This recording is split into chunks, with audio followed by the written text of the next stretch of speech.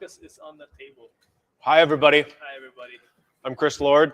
This is Kevin Kent. Kevin Kent. We're here for Japanese Knife 101. Is it?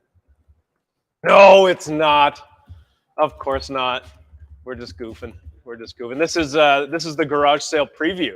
Garage sale, as you know, starts on Monday, May 16th. That is Monday. Today, Friday, May 13th, for anybody who is curious.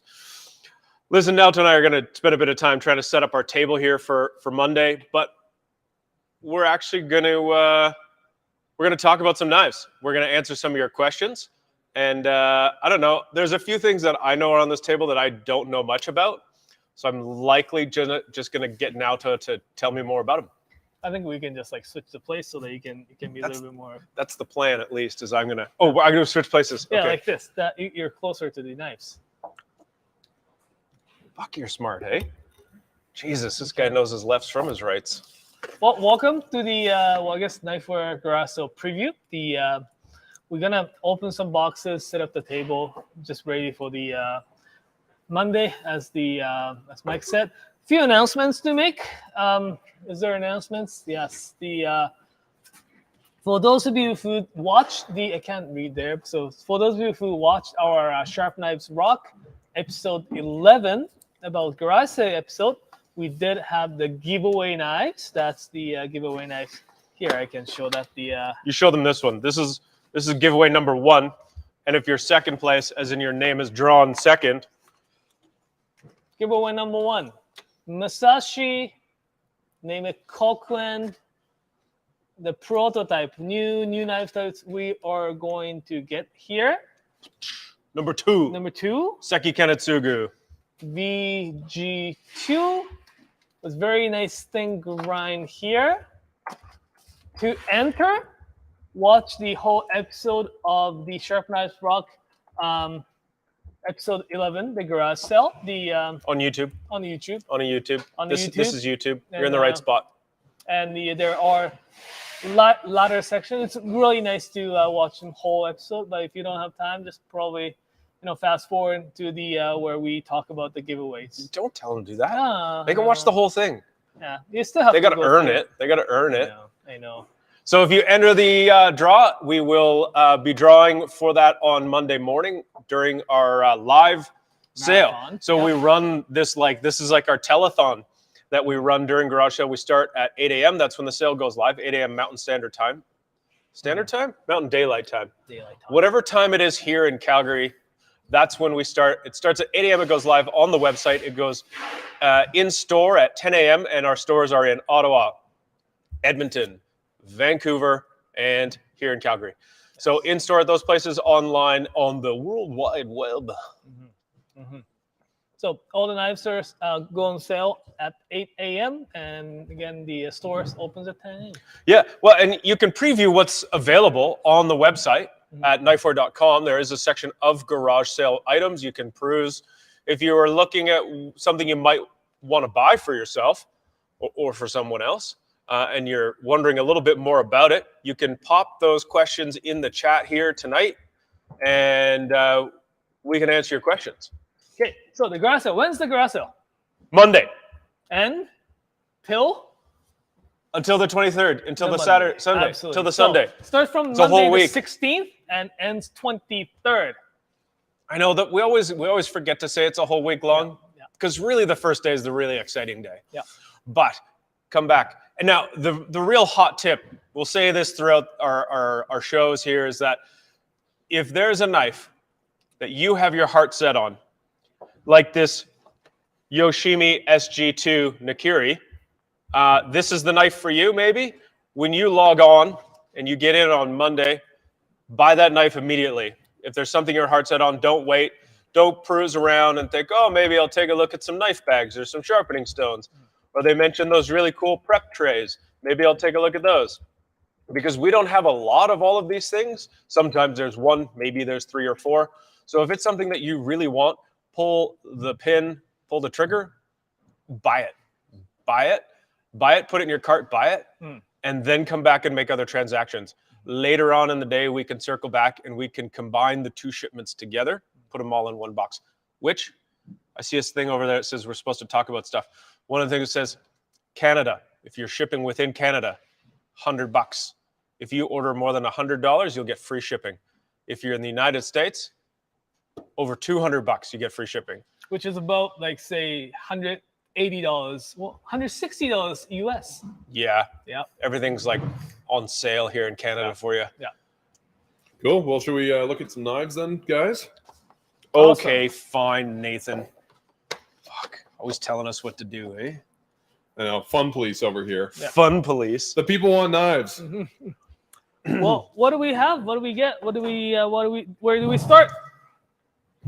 For those of you that don't know, Naoto and Mike just got back from Japan. The garage sale was born from our trips to Japan, but it's been a while. We're just going to start right at the top here, guys. We're going to start right at the top. Naoto. We got all these knives. We've look at that unboxed handle. them. We put them all on the table, and so we're just going to kind of open them one by one and talk about them. This is better view here. Okay, here. You can see where, like, right there. Yeah. Yeah, right there. There you Look go. at that. Look at that. Look at that. Okay, we've sold these knives for years. We only ever get like a couple every couple of years. This is not just a knife. This is a knife. This is an incredible tool. It's also a work of art. Naoto, Here. roll it. Oh, look. Look at that sucker. Tsukasa Hinora. So Hinora-san senior. He's been. So you see the little lines right here? These are all hand-folded Damascus, right? Not a kitaiji, sorry. The Ryusui Tobimon, or we call it in English river jump. So it's got the really nice flow right here. If I flip it, there's flow right here. The river kind of jumps. The river jump. You don't get to see them every day. It's got a beautiful, beautiful quince burl handle with the water buffalo horn right here on top and the bottom. It's a masterpiece from the Hinora-san. We get to see him, in Japan. It was great to see him. cool. We got to see him and Mutsumi, his son. We saw the two Hinoras. We got to watch them work one after that. We got some great video footage of it too, and soon we'll have another video. We're going to work on making these Blacksmith profile videos from all the footage we got. So with questions today, folks, we'll be answering most of your questions later on near the end of the show. We're kind of just unboxing at the moment, but if you do have questions pertaining to the specific knife that we're showing off, we're always happy to go over those. So real quick, Al Woodworks is just asking, are we getting more than one river jump or just the one? We have two. One of them is going to be in the Calgary store, and in-store stock is in-store only, day one. But if it's still in stock at about 6 or 7 p.m. Monday, it'll go online. Still, yeah. If it's still there. Yeah. Here, Hatsukokoro, blue number 2 carbon steel with beautiful Damascus finish. This is really nice. This is made by a blacksmith in Tosa. The grind is very nice. It's got the thick enough, not too thin, but thin enough to feel that really nice smooth feel, but it's not like really doesn't feel like it's too fragile. You know what I mean? Like this beautiful piece is really. Well, I brought this one over because I think this is a great knife, and this is a true, completely carbon steel knife. There's no stainless cladding or anything to it. Maybe one of you folks on the other side of the computer can tell us how much this knife would cost. That guy. Can you give me the name of that guy real quick? Hatsukokoro Kumokage Bunka. Cool.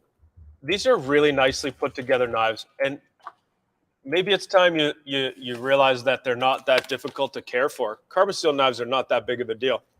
No. You just have to wipe them dry. Maybe there's a little bit of learning that you do at the beginning.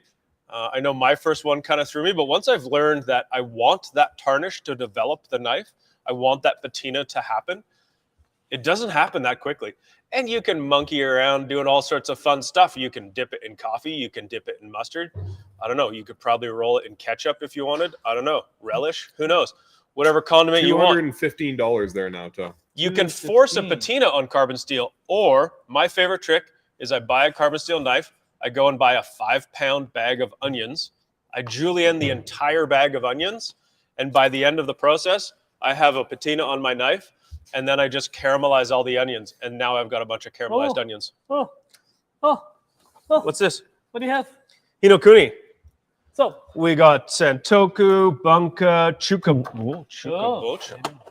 yeah. Let's look at this one. So here, the Hiroyuki Sakai-san from Kumamoto, who had learned all his skills from his sensei, the Daisuke Nishida-san. He's incredible blacksmith, by the way. But the relatively young, he started his own workshop relatively pretty recent.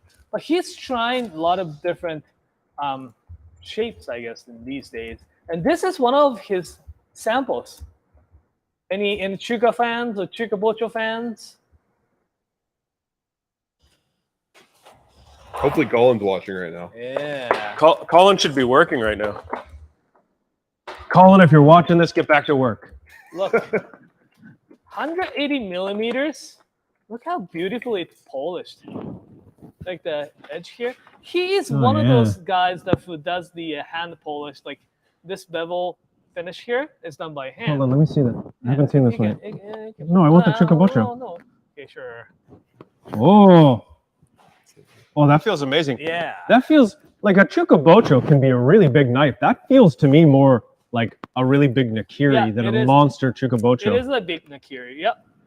But he's really talented. He forge welds everything in house, like his sensei, the Nishida-san. He's very talented. This is one of the pieces that we got as the, one of the prototypes. We are getting more in. We have this one. We only have one right now. This is a full size of a smaller size of a Chukabocho. This is great. It's $75, $73. You want to talk about Chukabochos now? Yeah, well, I was just gonna say that. No. We have still a few more Chukabochos left that we can talk about. Oh yeah, sure. Yeah. We can get a couple more. Yeah. But for me, I'm always kind of hesitant with the big ones because I know that with that much mass behind the blade, if it runs into my knuckle, I'm gonna have less of a knuckle. I can say from experience that's not a drunk cooking knife. No, but I feel like this one, having that extra height's amazing. If you're chopping through piles of stuff, like say a pile of cabbage or a bunch of those onions, it's just like a bigger shovel, right? Not just for scooping stuff up, but for chopping, right? I don't know. They're really helpful when you're cutting a lot of something. Yeah, this one's really nice. So for those of you who are actually real fan of the actual Chukabochos, look at these. Here. How do I line this up? It's pretty thin. I said it's actual. It's kind of weird to say it's actual, but here.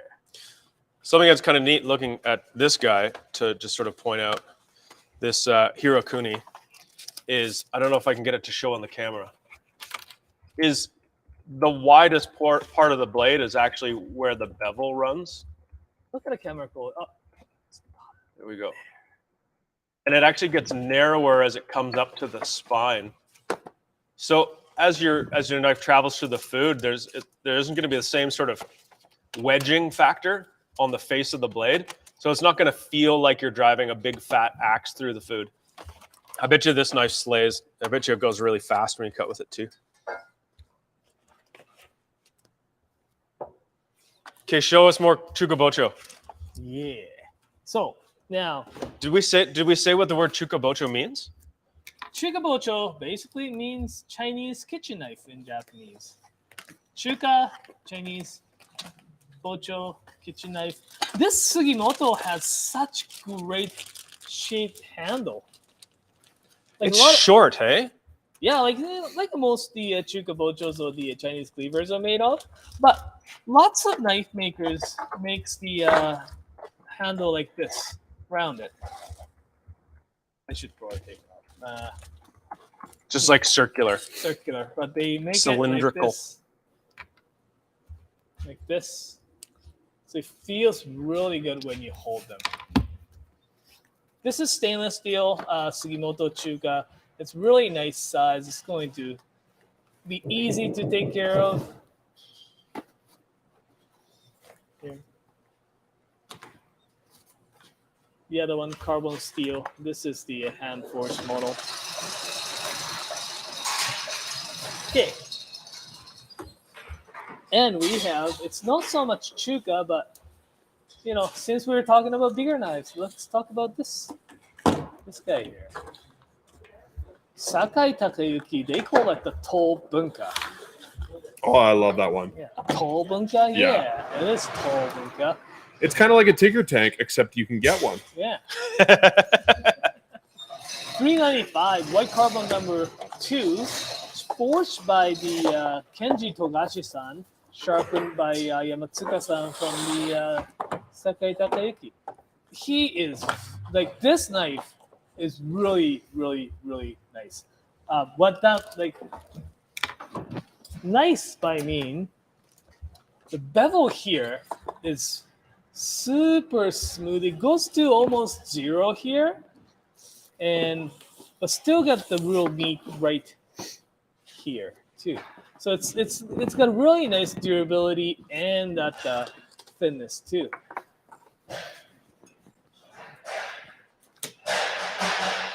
I'm just gonna move this over. Okay. It's stuff that we have shown. Yeah. Okay, good. Yeah. That thing's so cool looking. It actually looks more like a tank. Yeah. Okay. What do you have, Mike? Hey, look, I found something really cool. This is something we actually saw a lot of in Japanese knife stores. The Sakai Takayuki Grand Chef. This is a great little knife.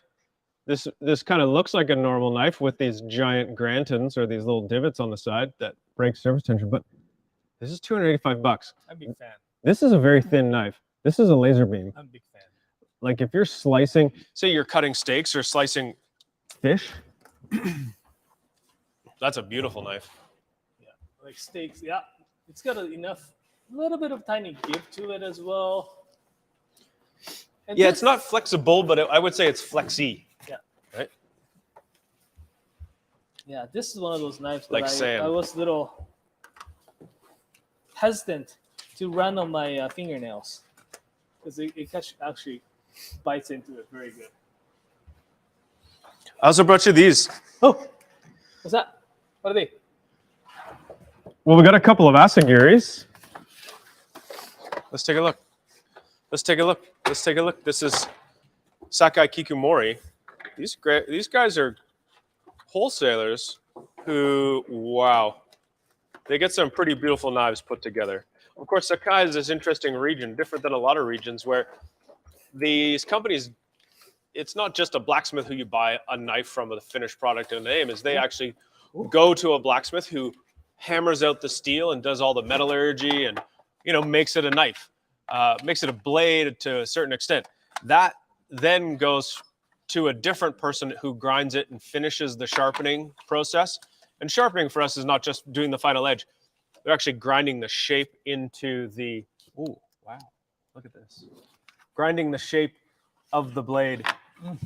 And then they'll put a handle on it separately. So multiple people will go through the process. But the good thing is the person only does one part of the job, so they get to really focus on it. And these are stunning. Woo! Oh, those are nice. So this series Such an even polish. Dang. is forged by the Yoshikazu Tanaka-san, who I think is the one of the best blacksmiths in that region. And he was such a believer of, still is such believer in the carbon steel land, but this one has a stainless jacket on the outside that makes the whole knife, like maintenance of whole knife, so much easier than the full carbon steel knife. But look at, I don't know how I'm gonna actually show it. Like, oh, here you go. Look how the contrast that makes here, right? It's beautiful. Beautiful here. Okay. Now we got two other things here from Sakai Kikumori. This Gyuto here has got to be one of my favorite knives. Yeah, you have this though, right? No, I don't have that or the Santoku, and I want both of them. Because I remember there's one box that had the Mike's name on for the longest time. I know, I freak out about this knife. Yeah. Well, because it's huge. It's the same length, but it's just beefy. and it's not fat and heavy. It's balanced out perfectly.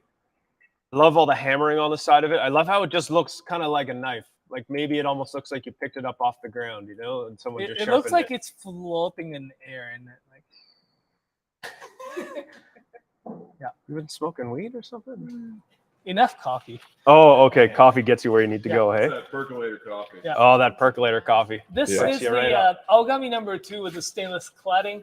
Makes it really easy to take care for. It's got a really tall blade, so the for those of you who has the bigger hand, like I have a small hand, but it will give really good enough clearance for the knuckle.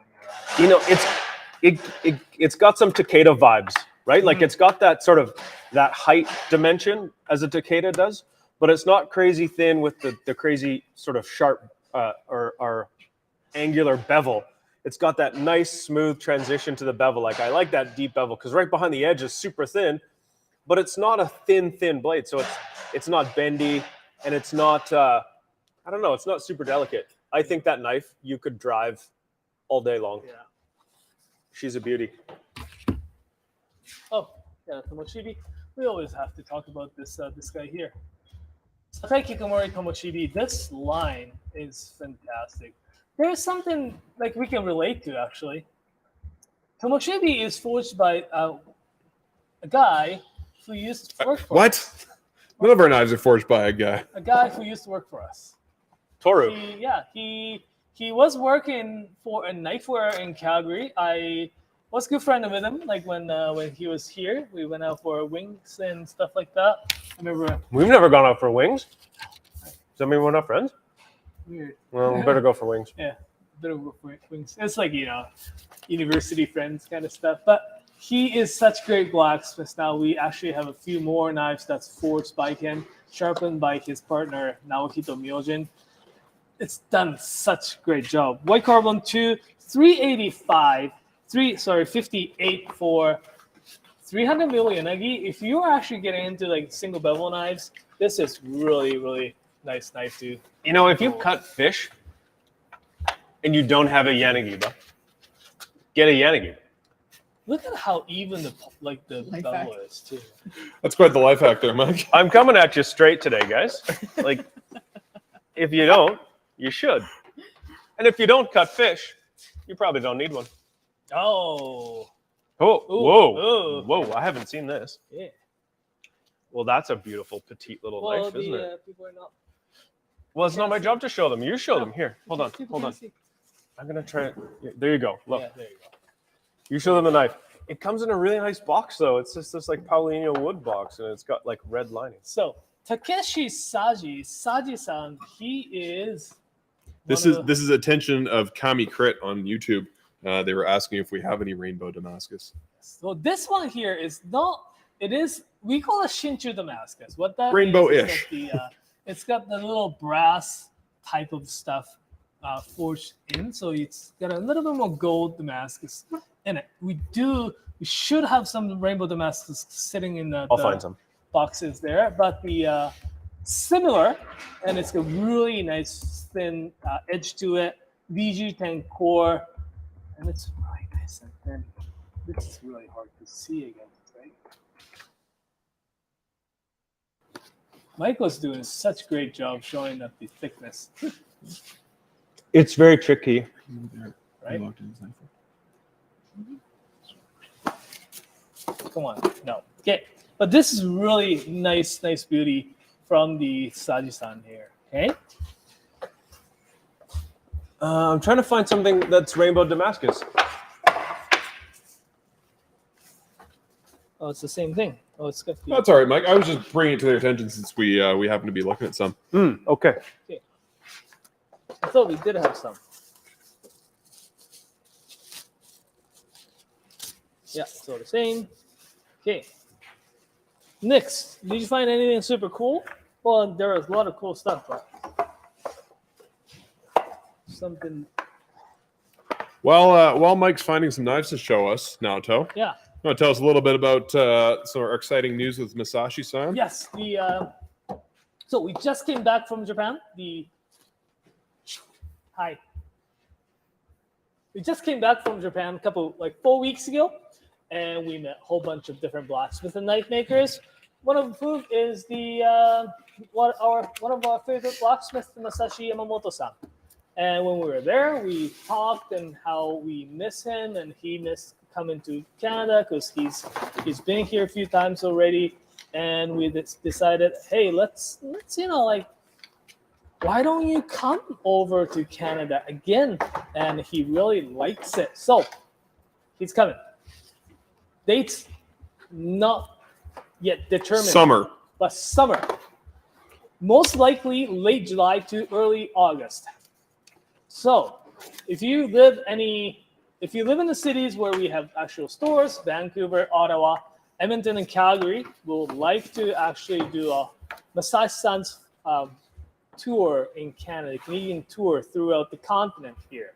So, if you ever live in those cities, keep an eye out and come say actually hi to Musashi-san in person. If you have his knives, he will be able to engrave his knife, like your knife. I think maybe we'll also just set up a camera and live stream in store for fun. Mm-hmm. One of the things about Musashi-san, because we started talking about Musashi-san. Hey, Mike-san, can you give me that stack of 5 knives in that? So remember that we have a giveaway, right? From the Sharp Knives Rock episode 11, one of which is the Musashi-san's. This knife will be a giveaway, right? SLD, beautiful finished Polish bunka knife. And to enter, watch the full episode and enter to win. But if you missed that opportunity, we will have the proper launch, but there are some prototypes available to purchase during this garage sale. This garage sale is all about knives that we don't usually carry, right? Some knives that say prototypes. This is basically exactly the same knife as one of the giveaways. We wanted to have it look at the different handles and such and such. So here is some of the prototypes. This is the new knife lines we're working on.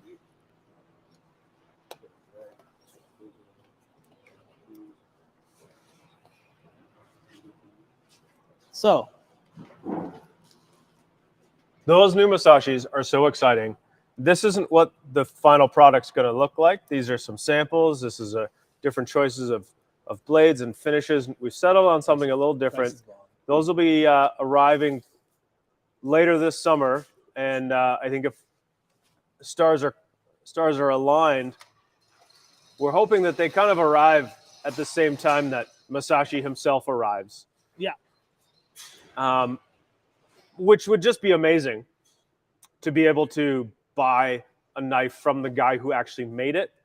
One of the really great things we love about him, you might have just mentioned this, but when he comes to visit, he brings this hammer that he uses for engraving, where he does, well, these aren't engraved. He engraves by hand onto the side of the blade of the knife. He just etches his name into it.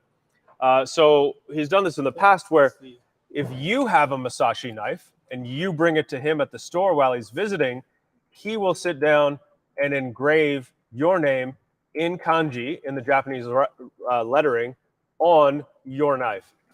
And it can say, Meatloaf, or it can say, Dave, whatever you want. That's obviously. 315. And yeah, Musashi's a super great time. He's a fun dude. What else do we have here? Something that I think is a great thing that we get on occasion for garage sales are these little knives from our man Camo out of Takefu. This knife is this knife. It's got this really durable Paca wood handle. material that's really, really tough, Paka wood. It's got this beautiful Damascus blade. It's a VG10 steel knife.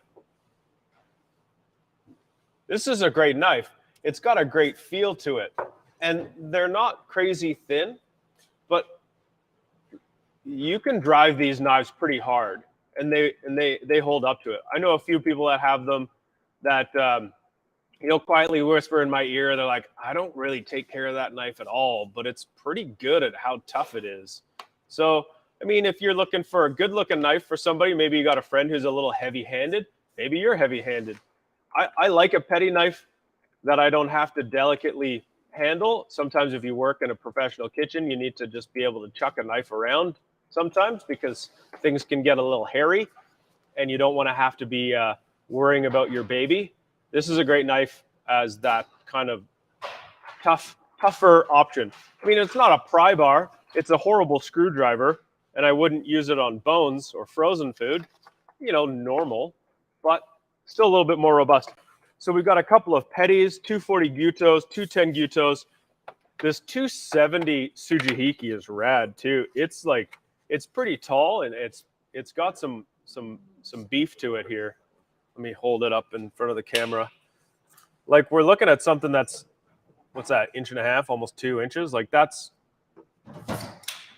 halfway to being a gyuto as a Tsujihiki. Yeah. I would say that's even 2/3 or 3/4 of the way. No, thank you. Yeah, this is a great knife. This would be awesome for opening cans of Coke. No, for brisket. Is that an ad? Right. 5 minutes, 5 seconds. Sale, sponsored by Coca-Cola. Could you imagine? That'd be amazing. Okay, I actually have 2 questions for you here. I need to know about these knives. I need to know about this bunka. Yeah. Because it's a $460 bunka that looks really amazing, but I see a stamp on the side that says ZDP 189. Yeah. So I need you to tell me about that. I also need you to tell me about this knife, which looks like just a basic blue carbon steel knife that's only $136. You know what ZDP 189 is? Steel. Steel. Yes. Real fancy steel. It's a fancy steel. This ZDP 189 is probably one of I'd say one of the hardest stainless steel used for kitchen knives. What that means is hard means it is going to keep its edge really, really, really long. This is done by the Yoshida Hamono in the Kyushu area, Kyusakichi. It's beautiful. It's like really simple, nice and thin. It's got that really consistent, thickness here. What it is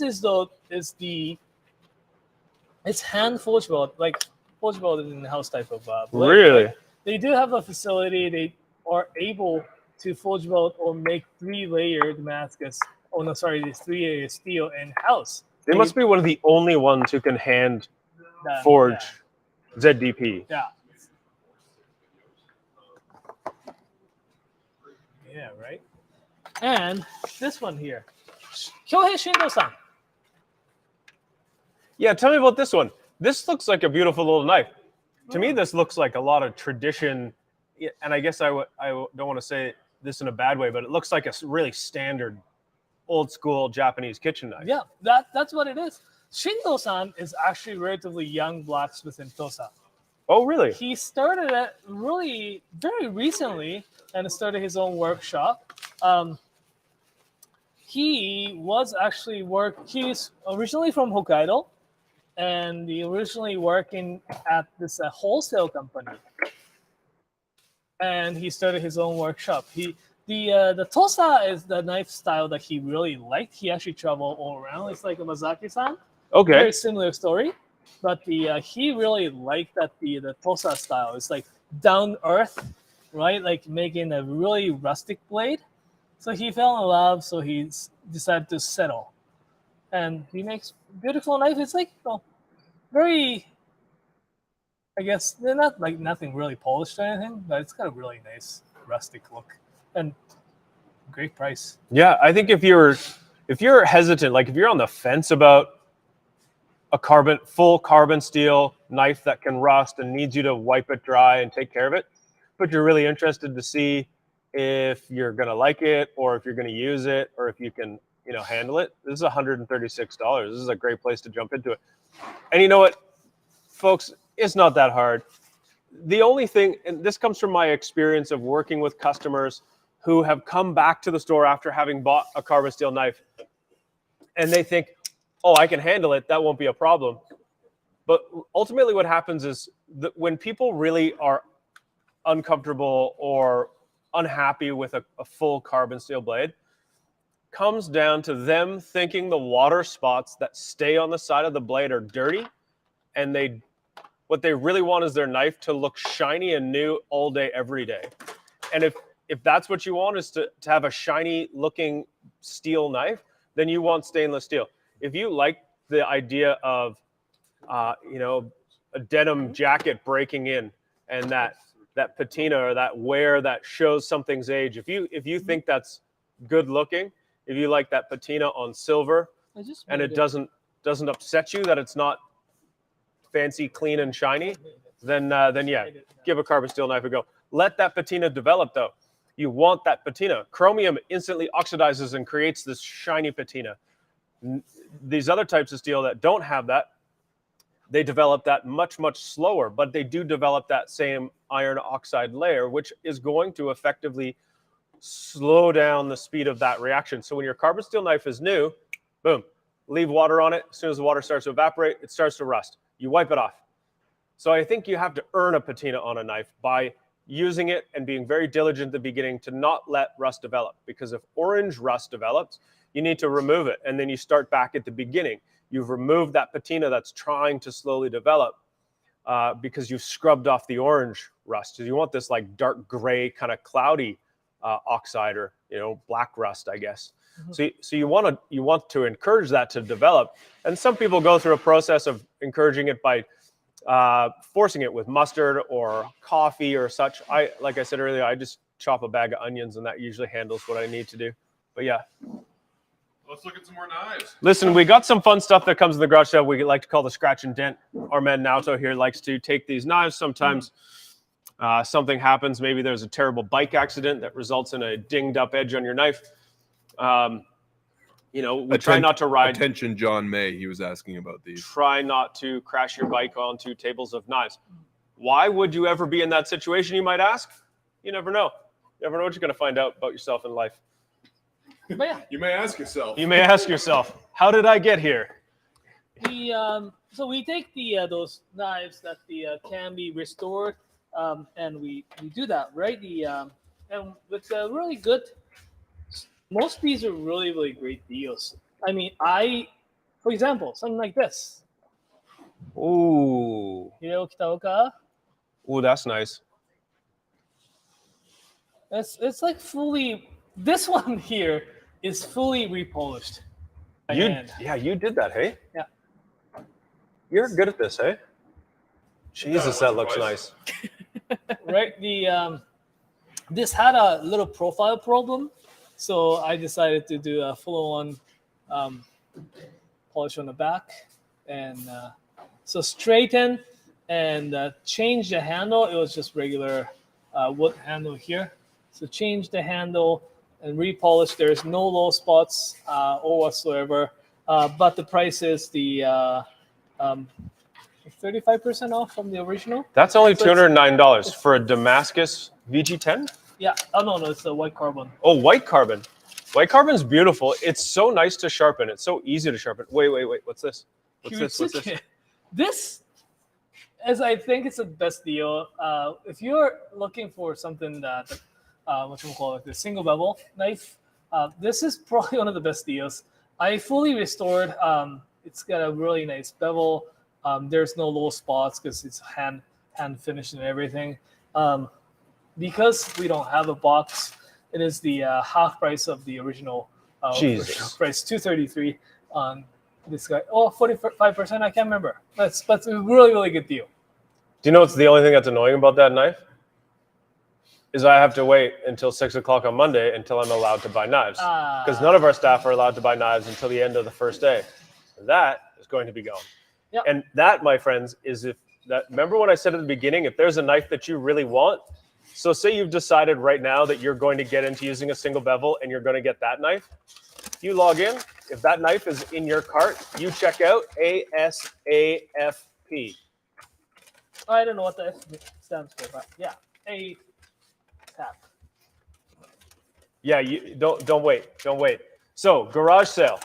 This is what we're here to talk about. This is the preview of our garage sale. If you've just joined us, the garage sale starts May 16th. It goes right until Sunday the 23rd. The sale is live online at 8 a.m. Mountain time, whatever mountain time, and it goes for a full week. And today we're doing a bit of a preview as we're kind of unpacking and setting up. It's available in the stores, our retail locations, which exist in Calgary, Edmonton, Vancouver, and Ottawa. Go there. Those stores, the doors open at 10 a.m. They've got tables covered with knives. We have more than just knives, too. Actually, we got some other fun stuff to show you here in a minute. But garage sale is a great time. We have prototypes. We've got a couple giveaways that you can get into if you watch Sharp Knives Rock 11, which is our fun little show we like to do. Oh, yeah, I have that knife. 150? Really? What?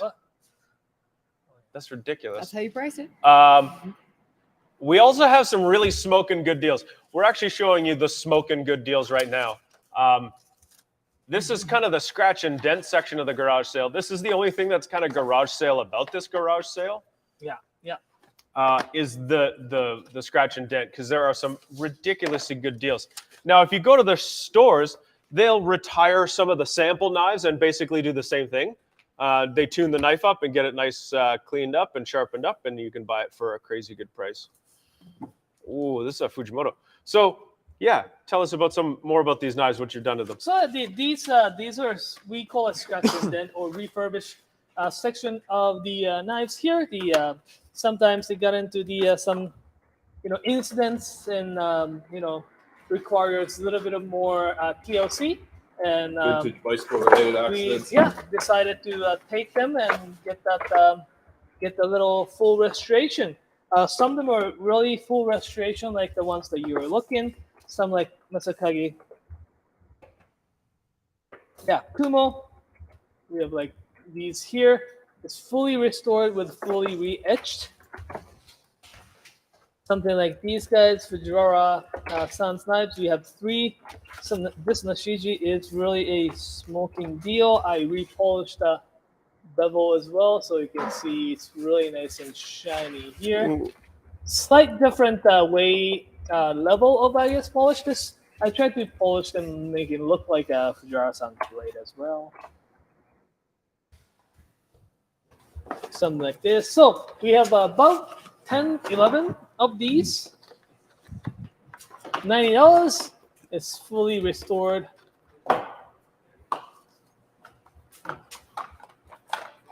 And in this section, so if you're looking to get any of these knives, just the type refarb or refurbish, retired, any of those words will hit to this page. Drop down menu will allow you to choose the knife that you may want. There's actually the frying pan that one of our customer had the trouble seasoning them and wanted to return. So yeah, we took it. We don't usually take them, but we took it, and there's a little marks and stuff, but it just really doesn't feel anything. We took it and we decided to season them. It took like 45 minutes, Nathan. Yeah, we seasoned yeah, we this. shot a little how-to But video you can just see so the little folks can learn. bluish color builds up, and it got the nice coating on the oil all around. It's ready to use. This is on that section as well. It's basically brand new, but we basically seasoned them. If you don't mind the little marks on here, and it's just, you don't feel them. It's just weird. I don't know what. Yeah, we're gonna switch cameras there from 1080p to 4K. I had something to say and then it disappeared. Naoto was just talking about scratch and dent. A few folks were having trouble finding the retired demo scratch and dent knives on the website. But there's a link in the chat. If you scroll up a little bit, I popped a link in there for some of the folks. And you know what? We're just going to do it right now. Again. I can't believe that just because this knife has been hand refurbished, probably better than when it was new by Naoto. It doesn't have a box. It's $233. This thing is a ridiculous deal. Good luck. I know. I should have kept it myself. Oh, you're not allowed to buy it until 6 p.m. I know, right? I brought over these Munishis. Yes. They're pretty nice, hey? Yeah, Musashi is actually very talented blacksmith in the Tosa area. Musashi, Here's the other refurbs. he is very talented blacksmith. He does the things like these here. It looks again also no similar to markings. what the Shindo Kyohei-san makes, but he is slightly better in terms of this hammer pattern. Like, therefore, it's slightly more. It's got, but the blue carbon steel core, stainless jacket on the outside for the ease of maintenance. It's got really nice thin blade, and keeps the edge pretty good due to the type of steel that he uses. It is still a fantastic deal for $179. It's got a carbon steel core, stainless clad. It's all handmade blade like this. It's you won't go wrong with any of like Mune Ishii-san's blade here. Oh yeah, those are just nice and simple and clean. Yep. And really, really friggin' affordable for what they are. Yep. It's there's the Nakiri, there's Gyuto. Santoku Nakiri Gyuto. What else do you need? Right. Oh, that's a cool shape, hey? Show them that. Show them that the Gyuto shape. He makes two Gyutos here. Well, the one is all carbon steel, one is all carbon and the stainless clad. So if you like the old style, I don't want to call it old, but the more traditional full carbon steel, go for this. If you like the ones that said stainless clad, make sure to choose the stainless clad option. They do look similar, or I mean, if they do look the same, except the handle, right?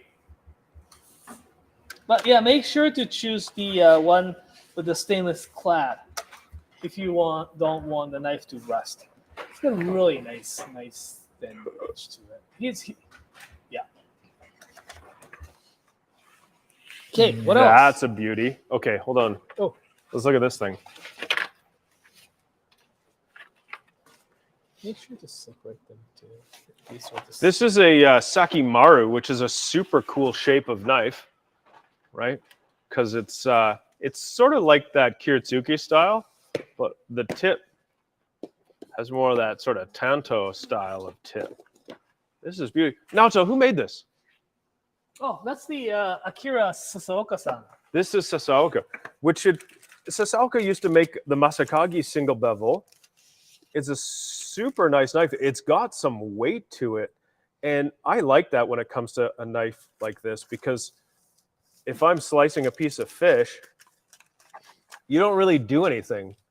The knife is so sharp and the blade has all the weight. All you do is slide the knife backwards and it falls right through the fish. And If you like the shape. that is fucking sexy.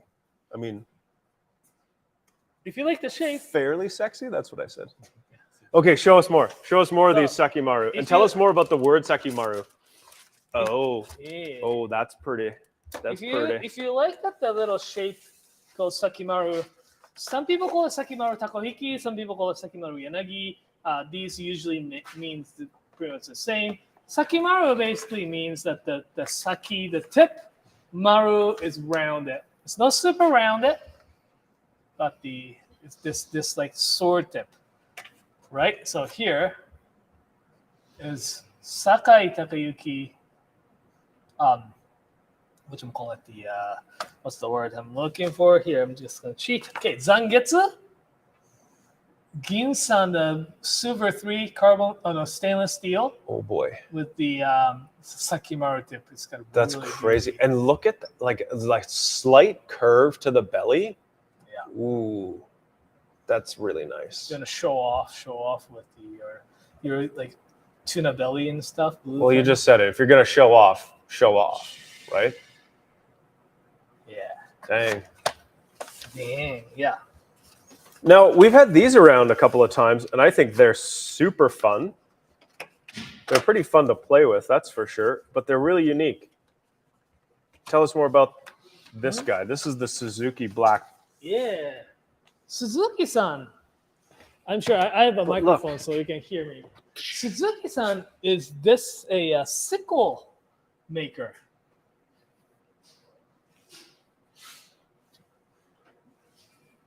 There you go. Hold on. You got to aim it the other way. There you go. Can you see that bevel? Crazy, hey? It's like this really short single bevel. Why? What is that knife good for? This is great for any small jobs, like cutting up the fruits. I just got a really big pineapple yesterday. Like not really necessarily to cut the big piece, but taking the eyes off. Yeah. This comes super handy. Strawberries or any small fruit. Also, because it's beveled one side here and flat on the other. When you're cutting, say, green onions and chives and radish, especially radish, imagine, cut radish with this will peel, has the really nice peel effect on the one side. It makes it really, really easy to slice. He's a sickle maker. That's one of the reasons why the construction is like this. We saw one sickle maker, right? Yeah. Yeah. Want to bring the knife that made by him, in the yellow box in the back? Yeah. Munatoshi. Yes. I really like the finish on these knives, actually, this sort of blasted finish Just on a them. little secret to the this Suzuki-san's knife. Ooh. Yeah, Suzuki-san. Suzuki-san really loves Munatoshi-san. And Munatoshi-san looks up, like Suzuki-san looks up on Munatoshi-san, right? Because, same kind of, making the similar things.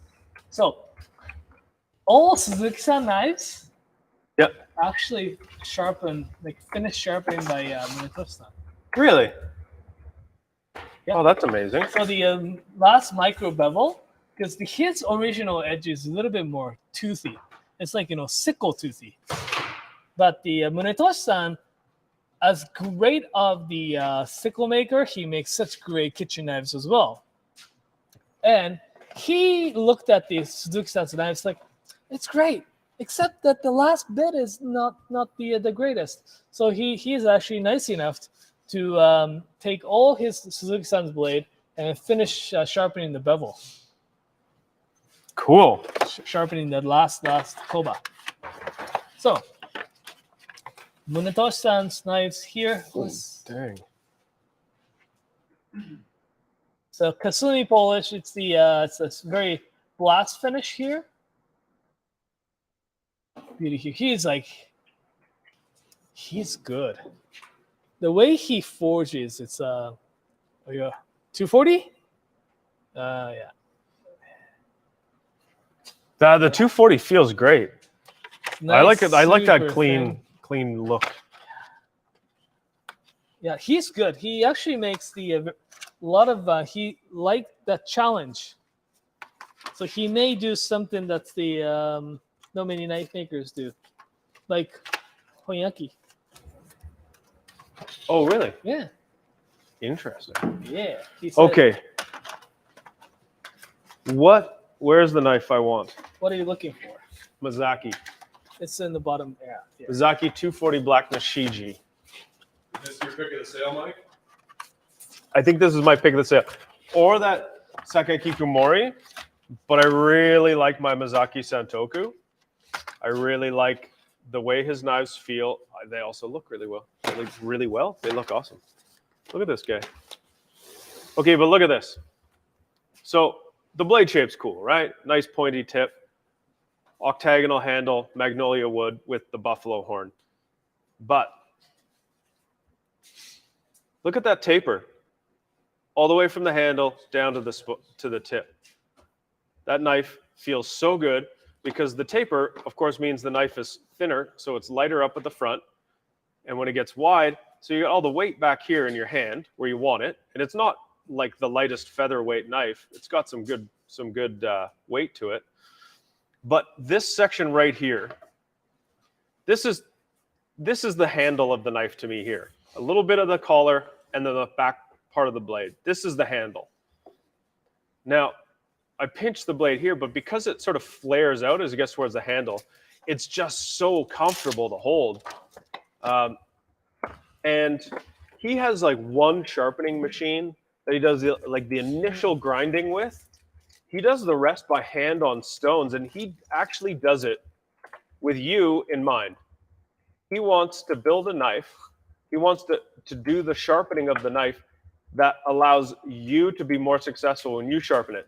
Now, of course, we're not just talking about the fine edge sharpening, but we're talking about the whole sharpening the whole bevel. We do that with Japanese knives because when they're made with the 3 layers of steel, like so many of them are, you need to recede this cladding line. So the outside is a soft iron or a soft steel. And then you can sort of see this wavy line here that's really shiny. That's the core steel that's exposed. So if I only sharpened that edge, I'd wear away the core steel and I'd run into the cladding steel and I wouldn't really be able to sharpen it properly. So when you get Japanese knives, you want to get into sharpening, you have to sharpen this whole bevel too. And then you fall down this complete rabbit hole of learning how to remake that sort of foggy finish. Or maybe you want to get a shiny core and a foggy finish. And the next thing you know, you're in the shop buying every sharpening stone you can find. It's actually pretty fun. But yeah, these knives look great, feel great. I really love cutting with the Santoku. I think they're pretty fun. Naoto, what are you doing? What is that? What in the... What?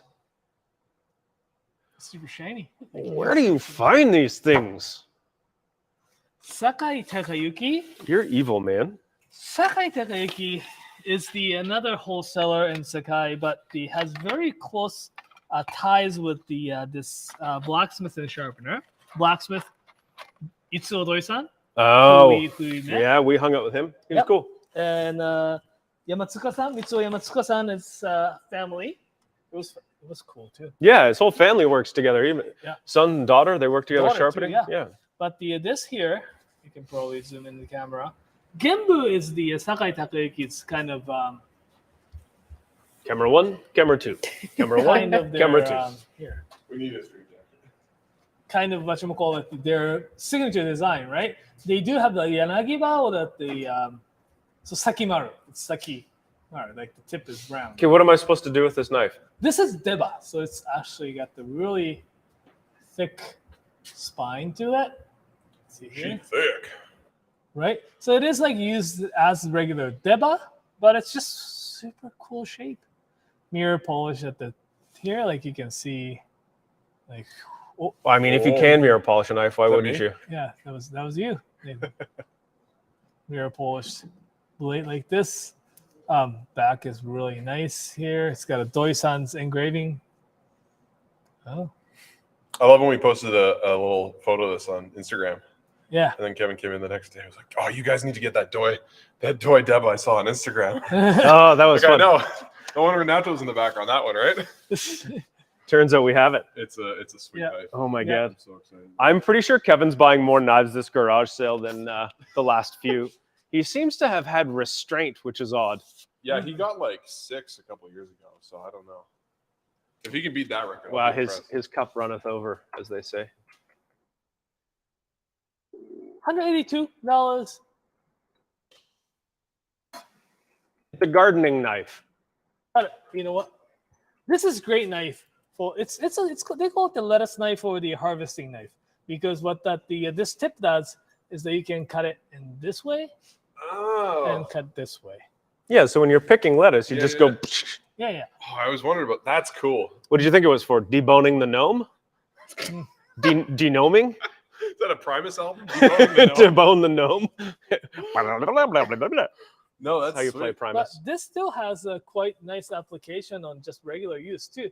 It's enough tall blade, right? You can just do the little chopping. Has the I don't know, makes it a little bit easier to cut into the onions and stuff. I bet you can score pork belly real nice with that. Or yeah, or that do a little bit of skinning action, Yeah. skinning action. Cool. It's cool.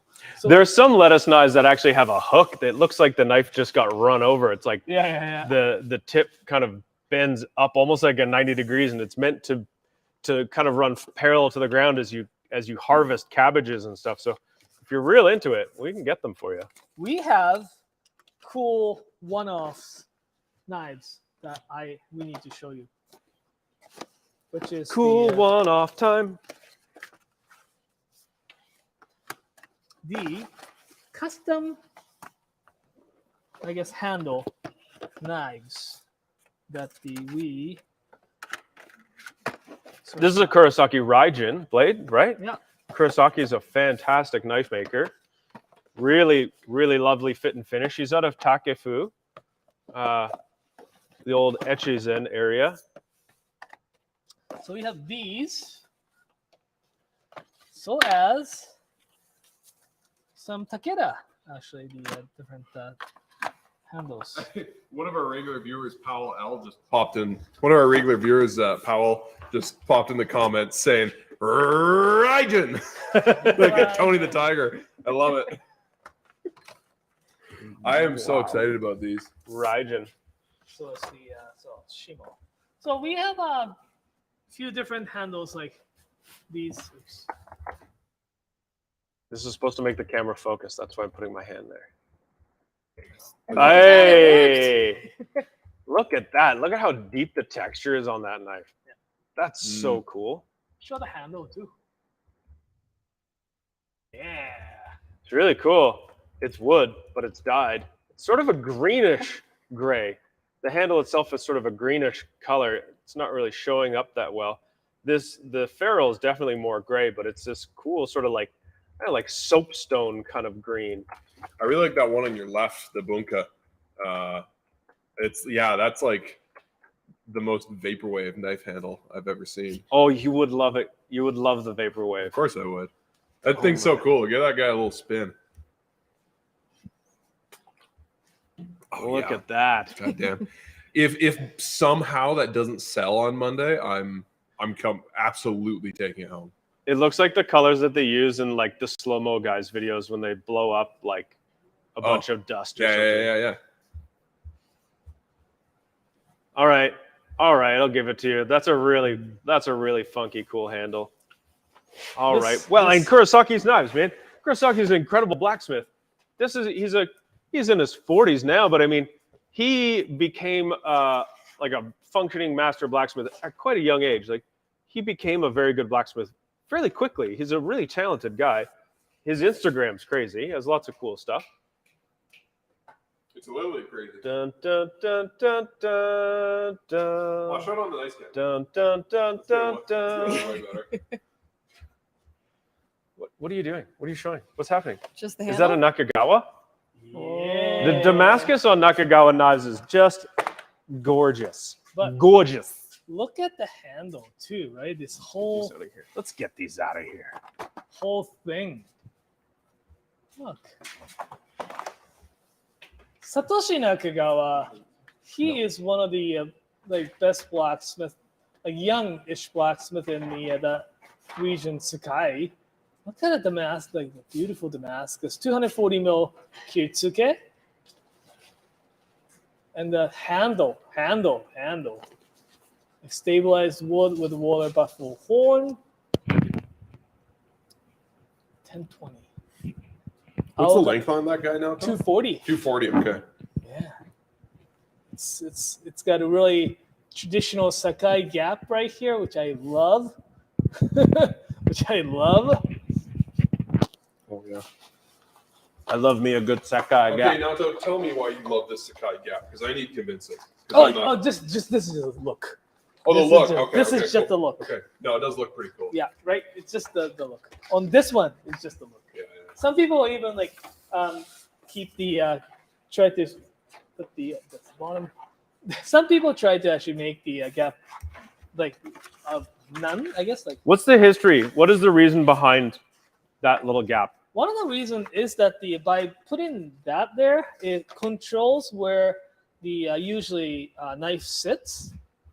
So the controls that spacing between the heel to the blade, right? Some of them goes too deep. Some of them like doesn't go enough, so that having the machi there will controls how far the blade goes. So it's like gives you a reference point. Yeah, exactly. And leaving the tiny bit like sticking out makes it. I think it looks cool. Some knife makers do it a little bit more. Whatchamacallit. Some knife makers make it a little bit more gap, like make a gap a little bit more bigger. Okay, let's talk about these takedas. We had a few folks asking about these a little while ago. Takedas, we have 4 in total with the custom handles. And we haven't had takeda knives for 6 or so months. Yeah. So we have these, and some stores got actually some different handles as well. I can't remember who. That handle is crazy. I know Kevin likes it. If Kevin, I don't know if you're watching it, but you like this pink handle. I'm a sucker for pink handles. Yeah, me too. All day, every day. Yeah. So we have the Takeda small 210-ish gyuto, as well as the this 240-ish gyuto, small and medium. And again, some of the custom handles went to stores. If that doesn't sell by the 6 o'clock of the store opening hours, they will go on sale online. Yeah, so if you don't get the knife of your dreams at 8 a.m. if you're shopping online, you can check in around 6 or 7 Mountain Time, and a bunch of stuff will be going back up because whatever the stores don't sell on the first day goes online. Like Masakage Shimo. I really like this combination, I guess, color. Yeah. It's like... It feels very like space age to me or something. Shimo is frost, right? Yeah. Yeah, it looks like its namesake. Oh. Are you hoarding the knives, Mike? Yes. He is the smog of Knifewear Garage Sale. Speed round. Speed round. Yoshida-san was making the ZEP 189. This is their kind of the entry-level line, blue carbon steel, and no carbon. So no stainless. Sorry, it's all carbon steel. Easy to, relatively easy to sharpen. It's one of those knives that's really good priced, and if you like some carbon steel knives to start, these are pretty good to start. Hatsukokoro Kumokage. This was one of the first knives that we were talking about. It's really nice thin tip. It's made very nicely. Super thin blade. Blue carbon steel, beautiful Damascus finish. Bread knife, $50. If you're, during the pandemic, there are a lot of people I know went into the bread making. We had a bread knife shortage. Yes. The great bread knife shortage of 2020. Yes. Right? Remember that type of stuff? Along with a yeast and flour shortage. Yep. There was some yeast that was sold that's like probably sitting in the warehouse so long that it doesn't it's all dead. Aogami steel. This I think we named it as a Muji. If you type M-U-J-I, it's nothing to do with the Muji store. Muji basically means no branded. There's no name on it, but it's really. Is that good. what Muji means? Yeah. It means no name. No name. Yeah. We should make the box yellow. I know, right? It's no name brand. It's if you're looking for something workhorse, blue carbon steel stainless clad, like workhorse in the kitchen. This is actually really, really, really good. We can have the Naoto's No Frills knife store. $257. This knife, Aogami Super blue carbon steel, stainless clad. This knife here is fantastic. It is a little bit short, 180 mil, but if you like to kind of test out the one of the best probably steel for the knife making, super blue carbon steel. This is fantastic. Is that your speed round? Yeah. Okay, I'll clear those. I've opened all of the Hatsukokuros that we've got. Now, Hatsukokuro is a cool knife company that we work with. And I think we should run down some of their knives. But hold on. But wait. Why don't you pass those 2 knives over there? That are the giveaway knives. You know what? You probably just heard that. We have some giveaways to do. We're going to draw these on Monday. If you are the first draw, and now to enter this draw, you need to watch Sharp Knives Rock number 11. It's an episode we just did, and you'll find it here on YouTube, on our YouTube channel. There's a secret key inside of that video. If you watch it, you'll find it, and you'll know what to do. And if you send us the answer, we will draw for that on Monday. If you're the first name drawn, you will win this Musashi prototype. This is an SLD Bunka. SLD is the steel. Musashi is the knife maker. He kicks ass. This is a super nice knife. It feels so good. And if you know anything about us, you know we love Musashi's knives. Now, if you come in second, you will get this knife. It's VG2. VG2 for second place. It's a really cool knife. It's got a heptagonal handle, which is the 7 sides. Right? It feels cool in your hand. It's got that real, like if you like the octagonal knife for that, the ridges, the feel that you've got in your hand with all those different ridges, this one's even better. It's got a really nice texture.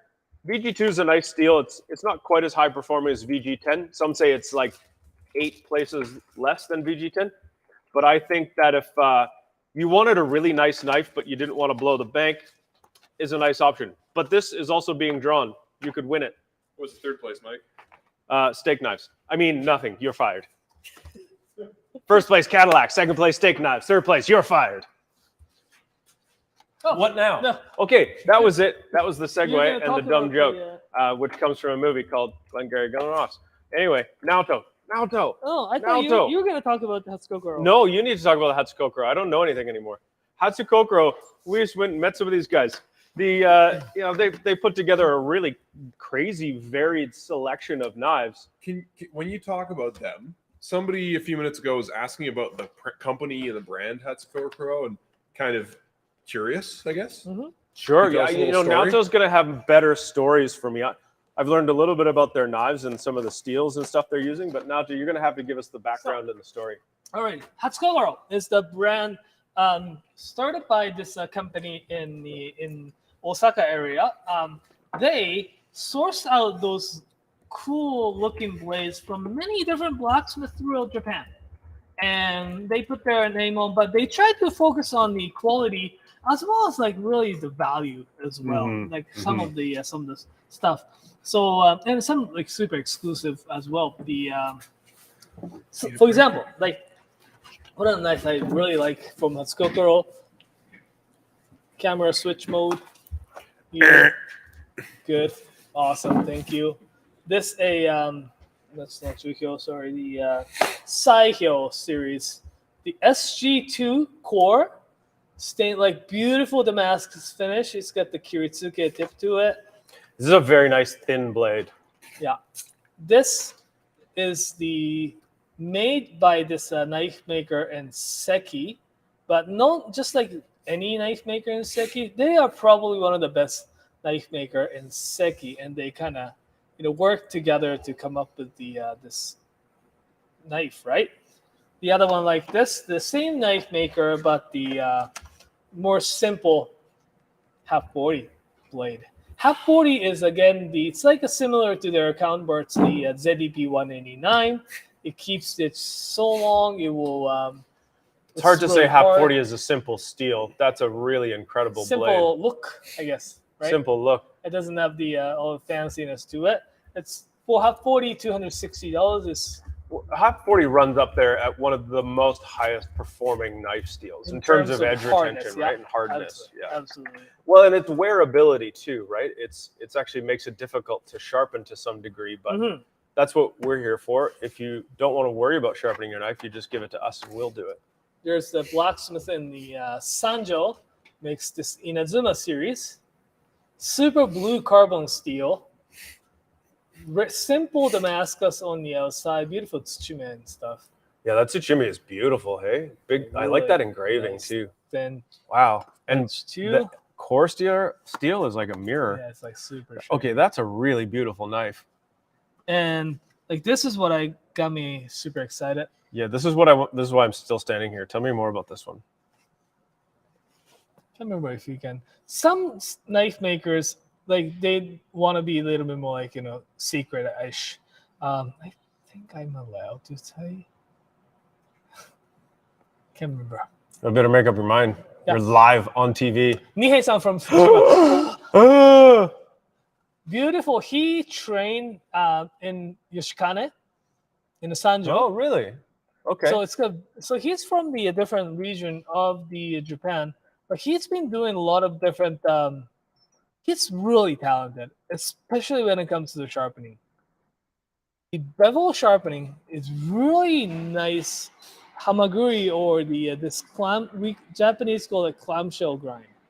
What that means is that it's really nicely, super gradual taper on the bevel, making it like both sharp and durable. Beautiful, super blue carbon steel with the carbon steel Damascus, and look at how it transitions and hammer finish. This is thing of beauty. So Yoshikane is this company in Niigata. They make a ton of knives, but also sounds like they make a ton of blacksmiths. It seems like it's a place people go to study, like Wakui. Yeah. Right? He's from there. He studied and learned to make knives there. Is there anyone else that we know? Muchan. Muchan, yeah. Muchan, a little bit. Yeah. A little bit. The Mutsumi-san from Hinora. Yep. Who else? There are quite a few. Well, of course, Musashi. And Mazaki. And Mazaki, too. Yeah. Right. A lot of these great guys have gone and learned knife making at Yoshikane and moved on to make their own business, which is very cool. Also, the Tomo-san from Tojiro. Oh, wow. Lots. Yeah. So pretty influential. Yeah, absolutely. That's amazing. Yeah, it's beautiful. I'm trying to find you all the doi knives to talk about next. Richard Mack Jr. had an interesting analogy saying so Hatsukokoro is like the Costco of Japanese knives, which sounds bad at first, but I think it's like Kirkland, where it's like Kirkland vodka is Grey Goose. It's actually really good vodka, but it just has Kirkland on it. Right. So they have lots of people that make great product for them, and then they have their own kind of brand. Right. And it just turns out to be a super good deal. Yeah, and there's a lot of companies like that in Japan that, they go really inexpensive to really high end as well. So there's some of the super high end ones that's got a Hatsukokoro. Did the Naoto slide? I've been told that I move in the middle. So there are a lot of actually the super affordable range from say a $230 super blue carbon Croce finish the Gyuto like this, all the way to something that's really expensive. I've seen this blacksmith made some of the craziest blade possible as well. So it varies from really affordable range all the way to the super high end. So, did you find all the things that you wanted to talk about? Doi-san, because we met Doi. Yeah, and John May has patiently been waiting. He asked a question around the top of the show about the Doi 3 Giran Yanagibas in different shapes. So while we talk about those now, maybe you can answer this question from John. Is Doi-san trying to decide which one to use as a part of the regular line? Are they one-offs, or are these all shapes he makes normally? This Guren series here is so it's very interesting how those knife making works, especially in that Sakai region. Sakai, there's a wholesaler, there's blacksmith, sharpener, like 3 different group of people, right? Usually those knives, say for example, his new-ish projects, like these guys, Here, we'll move into the fancy cam. fancy cam. These knives, Doi-san doesn't really decide to make them. Wholesaler asks him to make these. But because Doi-san is so talented, they can make whatever, right? So he's like, sure, I make these. Therefore, these are gonna stay. These are going to stay as regular lines, along with Yuto, Petty, and Nakiri, which we don't have today. But this shape is called Genbu. Remember the Genbu? We did have the mirror polish a Genbu Deba. So this is their Genbu-shaped Yanagiba. This one here, their Hien shaped. It is Kiritsuke Yanagi, but this is their, what they call it, the Hien shaped Yanagiba. It's a little bit more. They will stay as long as the Sakai Takayuki tell the the Doi-san to make them. It's kind of weird. It's always the wholesaler decide what they do, what those people do, right? But what's been amazing is that he, as great of the blacksmith he is, he's improving in terms of forging techniques. Because when he started making these Homura series, that was Homura Guren. Homura has this kogetsu, which is crescent, means crescent moon, and they have this Homura, like original Homura series here. As the new batch comes out, his forging technique becomes better and better. By better means, it's more consistent on the spine and it's much thinner. Excuse me. So, even if you look at these two, one's from the batch prior to another. I don't know if the camera catches that. Can you see? Yeah, A little bit. a little bit. This guy here is actually much thicker than this one. And if you feel them, if you hold them, you can absolutely feel them right off the bat. This here is really well sharpened as well. Well, all of these, but among all the Homura lines, this will probably cut the best because the bevel is a lot more straighter and thinner. So it gets into the food much nicer. Also, having that the same height on this, it's a little bit hard. And as you can tell, it's making everything consistent is really hard. Oh, Yamatsuka-san is such a great sharpener, and we actually get to interview his son, and his son is pretty. Usually really shy and he doesn't really like to come in front of the camera, but this time we convinced him, so we're hoping to have that interview pretty soon. Okay, so that's great news from Doi-san. Here, well, I guess he needed to go. Yeah, he needed to go Okay. to the bathroom. Oh, okay. So what do we have next? We have some exciting Kurosakis. I know there's been a few questions about the Kurosakis in ye old comments, so I figure we should do the folks, give the people what they want, you know. So let's unbox these Kurosakis here. I don't know what this is. This is a Oh, this is the Senko. Somebody was asking about the Senkos now, Tom. I'm going to show these off. Do you want to? They were asking about the way they're forged. You know, kind of that roller forging that gives them that nice taper. And they're asking kind of like what you feel are the pros and cons.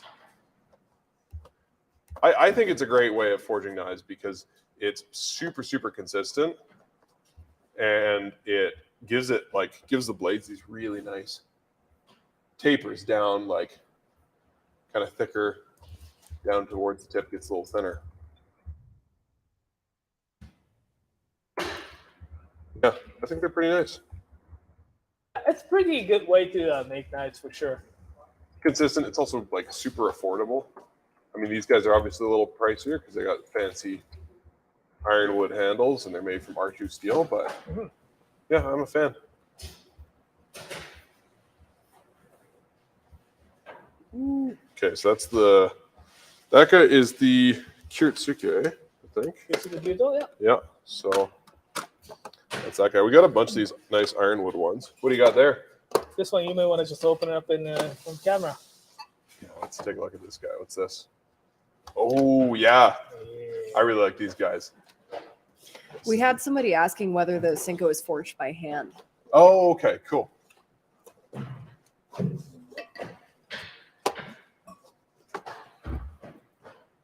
Oh, this is so pretty. Yeah, that's beautiful.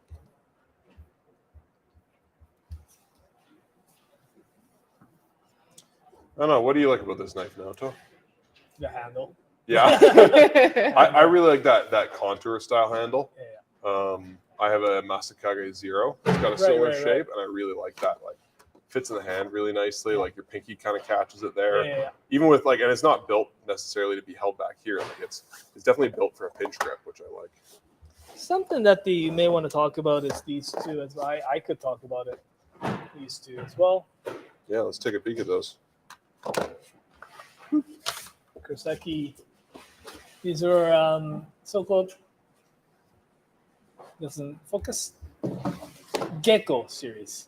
It's not Gecko, but Gecko is the... I was wondering about that. Gecko means the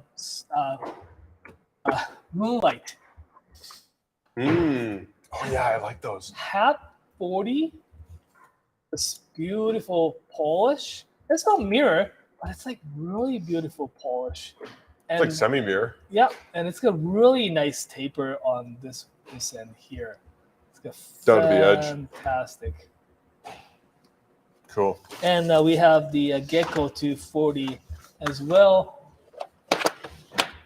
It's just regular oak handle, but again, the Hat 40 is this like almost like a super steel, right? Keeps the edge really nice.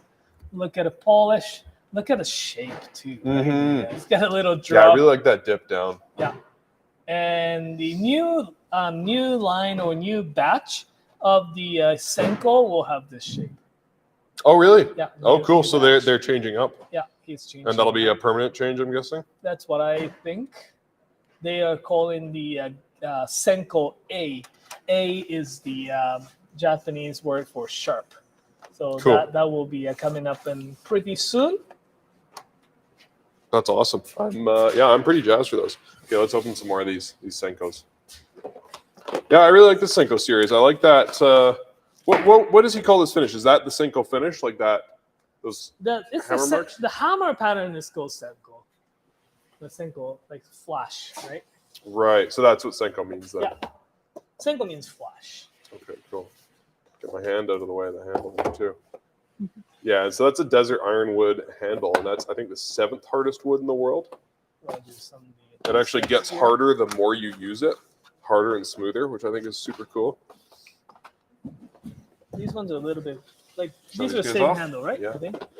Yeah, these are Yeah. same handles. Okay, So show cool. those ones. Oh yeah, more Another purpose. one there would be a 180 Kiritsuke Gyuto there. Yeah, that's a great size. Like I'm usually a 210 or 240 kind of guy, but like this guy, for just whipping up a quick dinner, absolutely. R2 is nice. If you don't know, it keeps an edge as long as a lot of carbon steels do, even longer. Gets really nice and thin at the edge, but it doesn't rust. So if you want a knife, you can just make dinner and put it down and go eat dinner and watch some TV. Like, The other ones have a little bit more crazy handle as well. all right, let's check them out. Oh yeah, these are what, and I mean this in a really positive way, but these are what I call the bowling ball handles. Hey man, I love bowling, so I think it's a good thing. But yeah, can't see it as much, but these are like a swirly acrylic, iridescent, sparkly kind of, just pretty. I call this guy like the root beer. It's like kind of nice, dark, browny, black earth tones. What's this guy? Woo! That guy took a photo of this one for Instagram the other day. Yeah. Look at that. Right? I just love a Tsujihiki with a Kiritsuke tip. I know there are a couple people asking about Tsujihikis in the chat earlier. Well, here's a Tsujihiki. That thing is sexy. So, what, stabilized maple? Maybe? Stabilized wood of some kind? Acrylic? Epoxy? Something? Yeah. Yeah. Oh, so nice. Yeah, I really like this kind of like swept up spine, Kiritsuke tip kind of design for a Tsujihiki. I think it's a really gorgeous design. Cool. All right. Oh, Naoto's left me. I'm all alone, folks. What do we got next? We have got some more new Kurosaki knives. For you Kurosaki heads out there, this is your time. So these guys are the stabilized maple, which is really nice. I actually like these stabilized maple a bit better. I do too. Ironwood used to be my jam, but I think I'm on the maple train these days. Will you talk a little bit about what stabilized wood is and why it's better? Yeah, so woodworkers, please correct me in the chat, but stabilized wood is basically treated under pressure, and I believe they usually inject some sort of a resin into it. Basically, it takes wood, which is a beautiful material, but a little unreliable, especially around moisture or dryness, and it just makes it, well, stable, hence the term stabilization. So yeah, it makes it super, I'm not going to say tough necessarily, but super resilient to moisture changes, to any day-to-day stuff it's going to experience in your kitchen. Obviously, you're not going to put these guys in the dishwasher, but we live in Alberta, which is basically a desert that happens to have some trees, and it's it's dry here. So we need all the stabilized wood we can get. Yeah, it's going to help them retain this beautiful luster that they have. You're not going to have to be oiling these guys. Like, I oil my knife handles almost every month, pretty much. I oil my knife handles every time I oil my cutting board. That's my Oh, idea. our focus is jumping around there. What's going on? Camera's having a hard time there. Sorry about that, folks. Technical difficulties. Oh, I think we're good. There we go. We're back. Yeah, I love it. Some like unique handles. I think Get in there, are Naoto. interesting. Talking about unique handles. Those folks familiar with this box? Andrew. Aru Hamono is now run by the Ikeda-san, the Takumi Ikeda. He's been trying a lot of different things, and this is one of his kind of, one of the things that he's trying these days. Look. Beautiful blue handle. It's limited run of his Chromax, which is the VS1 steel.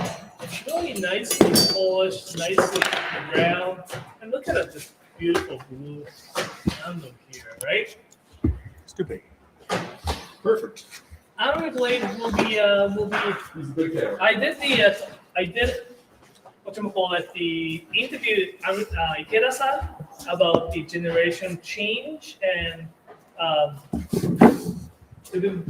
I have been pretty busy, so I haven't finished the subtitle yet, but it will come up very soon. Come out soon. Can you hear me now? Yeah, gotcha. Okay, so 305 on this VS1. We got knives. Knives.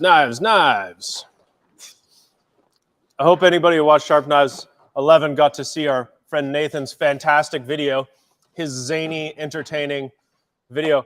Why don't we just watch it? What have you been compared to? Yeah, can we watch it? Yeah. You're crazy in that video. It makes me laugh every time.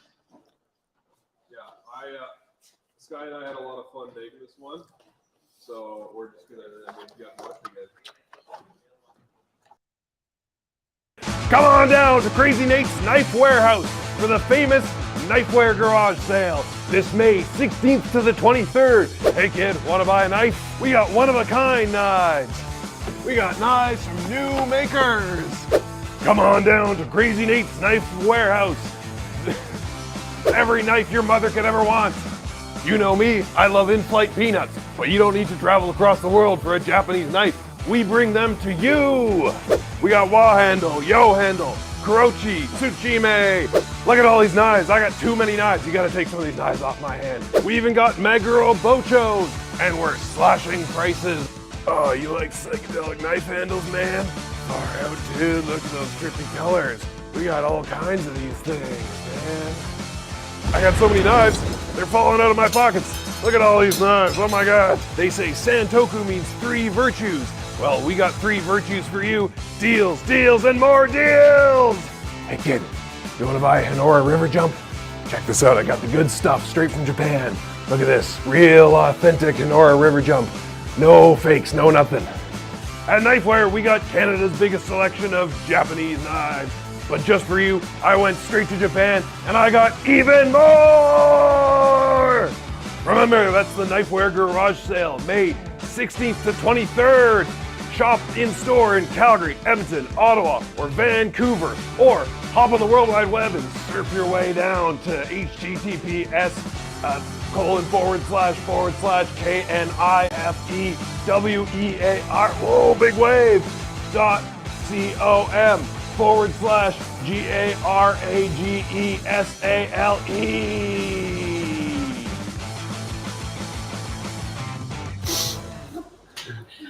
Oh my God.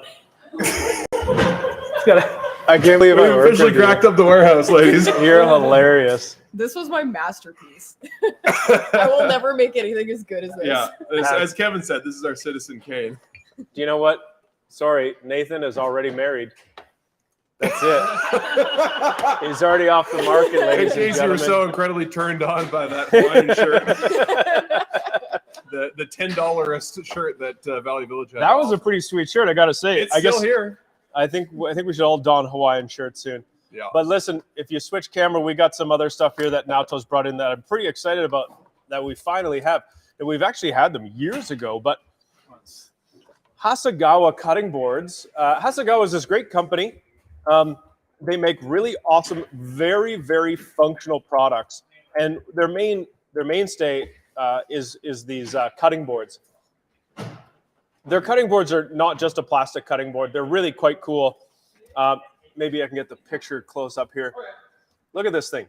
It's got a wood core. This is a cutting board you can put through a dishwasher. You can bleach it. You can do all kinds of stuff to it. It's knife friendly, meaning they've designed the surface to not damage your knife.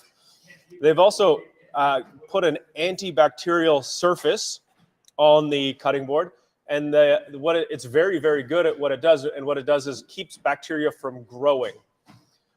You can get this cool thing to go with it. It's they call it a scraper. It's like a little sanding block. So over time, you get those little cut marks into your cutting board.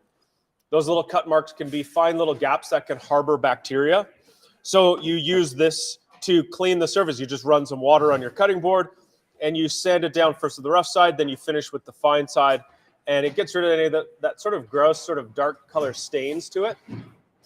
This whiteboard is we only have this whiteboard in this size, which is 200 by 360 millimeters, and it's a polyethylene coating on the top, so it's a little bit harder.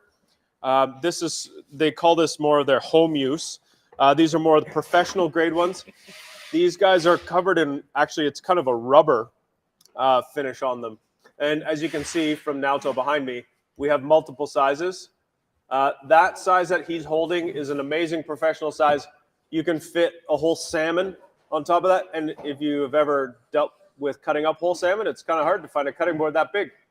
If you need to go protest your freedoms, you can just write your sign on that cutting board. What? And then you can make lunch. What is wrong with this guy? You could fit half an Naoto on there. You could put a half a Naoto on there. If we got two of them, we could carry him around like an emperor or something. Oh, Yeah, wow. there you go. And the cool thing about these boards is they wouldn't warp if we were carrying Naoto around on them because the wood core keeps them from bending. What are you doing? You can't drop them Are you down. like a little Caesar's sign guy? What are you trying to do? What is happening? Naoto's a sign flipper. What is in the water in this place today? We got an aggressive jar of jam in the fridge that wants to fight other jams. What? Naoto. Okay.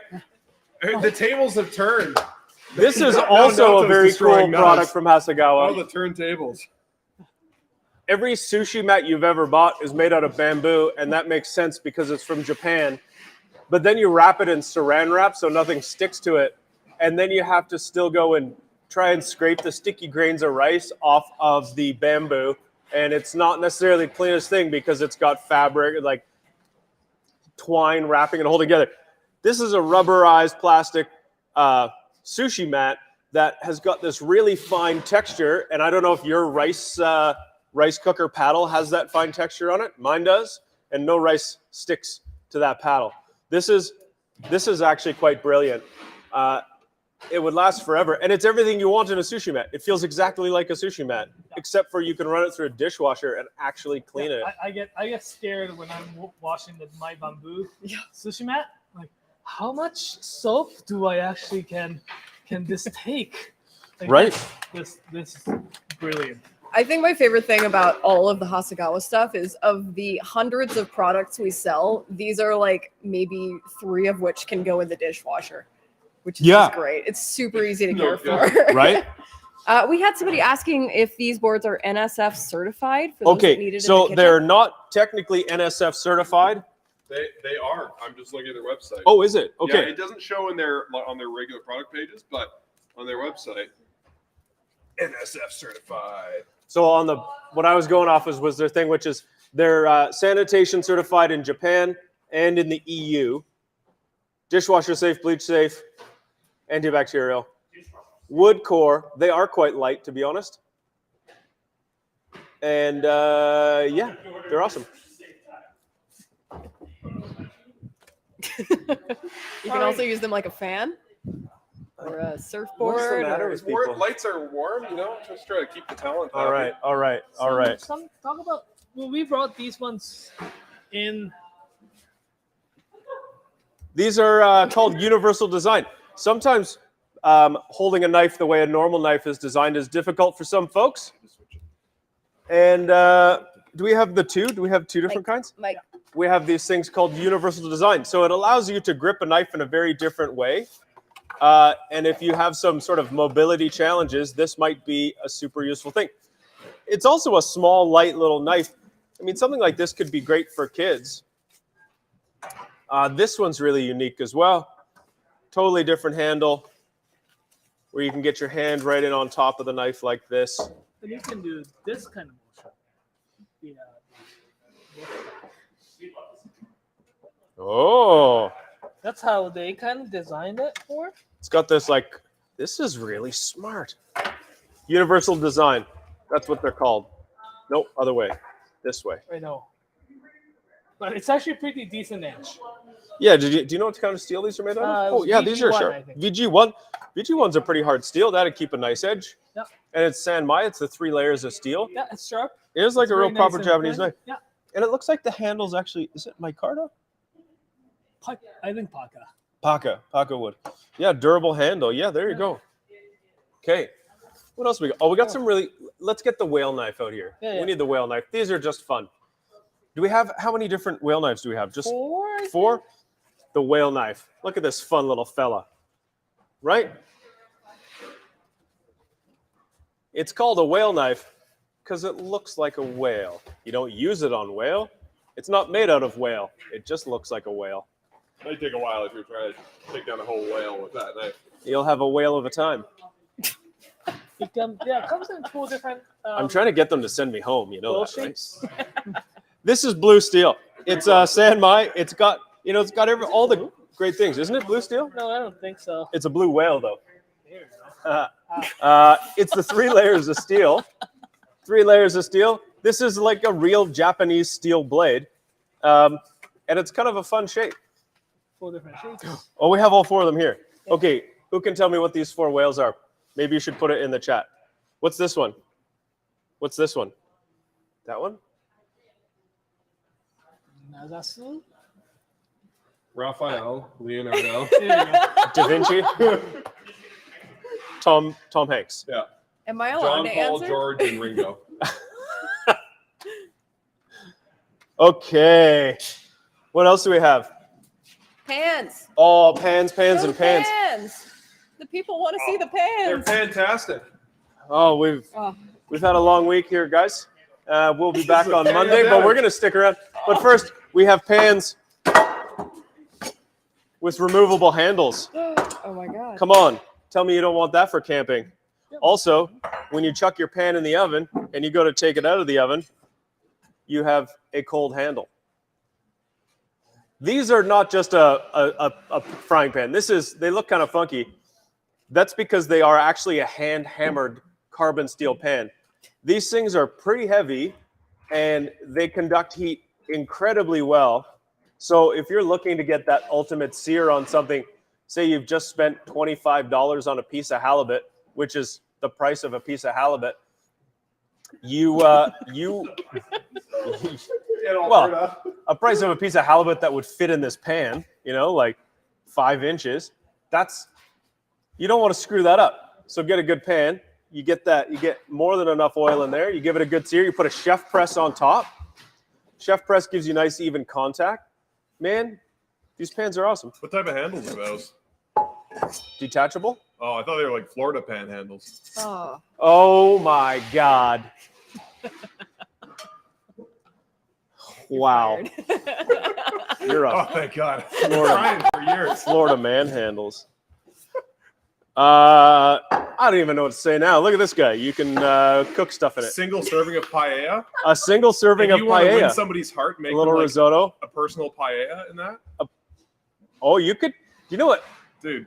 You know what's actually ridiculous is when you take a cast iron or a carbon steel pan and you heat it up in the oven and get it to a really good hot temperature, like 400 degrees, and then you drop pizza dough in it and you build a pizza in it. Oh, yeah. So you get What? that crazy stone crust Yeah. or like deep dish crust. So the heat of the pan doesn't allow the temperature to drop as it goes in the oven. So you end up with wicked crispy Have you ever pizza heard crust. of pizza? What is it? Pizza pot pie? Pizza Hut. No, pizza pot pie. It's Pizza this- pot pie. Yeah, it's this like really insane California thing. Oh But, my God. but yeah, you like put it upside down. You put the cheese in the bottom, and then Yeah. you add in all the stuff, kind of like a little soup, and then you put the pizza crust over top and seal it in. Shut and then you up. flip it upside down on a plate. Shut up. Yeah, I don't know Really? if it's good, but it's a thing. Oh, don't knock it till you try it. Yeah. Wow. All right, this is the pizza pot pie pan. I hope it's good. No, I think this is a beautiful little pan. Like someone described these pans as cottage core. If you really want that sort of farmhouse aesthetic, this is really going to fit the bill. If you want to spend $1 million to make it look like you have no money, Here's your handmade frying pans. I personally like this one. Slightly different maker here. If you. oh, Ooh. Emilio. It's Emilio Oh. frying pan. Azui-san in the Miki, city of Miki in the Hyogo. He's a blacksmith who specializes in whatchamacallit, one of those things, not a plow. What's that? A hoe? Yeah, like hoe. Oh yeah, right. So he used the technique to make a frying pan. It's pretty cool. Comes in a bag, nice box, You know you're buying deluxe frying pans when they come in a bag, In a linen bag. and right? I love it. nice like little detail on the handle here. Yeah. Like Now, do they in Japan? Am I mistaken by saying there's a dish that's traditionally cooked on the plow or the hoe? Yeah. Because that's the thing in the United States. They used to make hoe cakes out in the farmers' fields. Yeah. Are the same way. You know what the dish is called? Is it sukiyaki? Yes. Ah. Suki is actually the hoe. Yeah. Yeah. So it was, people were cooking on the thing. So we have a similar ones here as well, but this is slightly cheaper, slightly less expensive. Cool. Whoa. Oh. Somebody's asking me how heavy those are. Good idea. We have a scale somewhere, don't we? Yeah, I'll grab you guys Yeah. scales and calipers. This is exactly why we're doing this. Thank you. You just reminded us to get our scale here. So on Monday, if you want to know how much a knife weighs, we also have calipers. We can tell you how thick it is, whatever. We can give you all the details. Monday, May 16th, 8 a.m. We start going live here again. Now it's 8 a.m. Mountain Time. We're going to run through all this stuff. If you're buying something and you want to know more about it, you want to see it up close, you want to know how much it weighs, you want to know how thick it is, you want to know what the steel is, you want to know what the handle is, you want to know a story about the guy who made it. We likely have one. That's what we're here for on Monday. We start 8 a.m. Mountain Time. The stores open at 10 a.m. local time. So their stock is not online until 6 p.m. And so check back on 6 p.m. on Monday, and you will probably see a bump of stock online. Now, if there is something you see online that you really, really want and you've got your heart set on it, please buy it right away. There's not a lot of these items, so they might get bought by someone else, and you will go to buy it, and then you will be sad because you wouldn't have gotten what you wanted.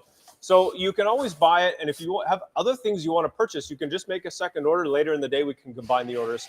No sweat. We got you. And if you are sad and you don't get what you wanted at 8 in the morning, the in-store stock goes online around 6 or 7 p.m. Mountain Time. So there will be some, if you miss out early in the morning on what you really wanted, check back later. There might be some stuff. We also have a help desk that's on our website. There's a little tab. We have people who will be operating the help desk all day. And you can always email us directly at hello@knifewear.com. And we can tell you more about whatever you want to know. We can help you make that decision. This is our job. What we want to do at Knifewear is we want to surround ourselves with excellent products, things that will make a difference in your life, things that are legit, things that work really well. And we try to know everything we can about them. And we use that to help you decide what's going to be the best thing for you. Whether you want a ridiculous knife that's a work of art, whether you really fall in love with the idea of the craftsmanship and the blacksmiths, and you want something that's been made by hand, so many of the things that we have, we've met the people that make them. And I think in life, it's pretty rare these days to actually be able to know the name of the person who made the thing that you've got. And we kind of go down that road a fair bit into the handmade style of stuff. We also have stuff that's just really good performing and really good value. So whatever your needs are, if you can't make it into a store to have that type of service, we aim to provide that service to you online. So just get in touch with us. We hope our website gives you as much information as it can. And if you would like to see more, you can always let us know as well what you think would be a good addition, or contact us. That's what we're here for. Okay, awesome. This pan, 869 grams. Thickness. 3 mils. 3. It really varies, but what I'm doing, 2.3. The other one. Well, it's not rolled; it's hammered. Oh.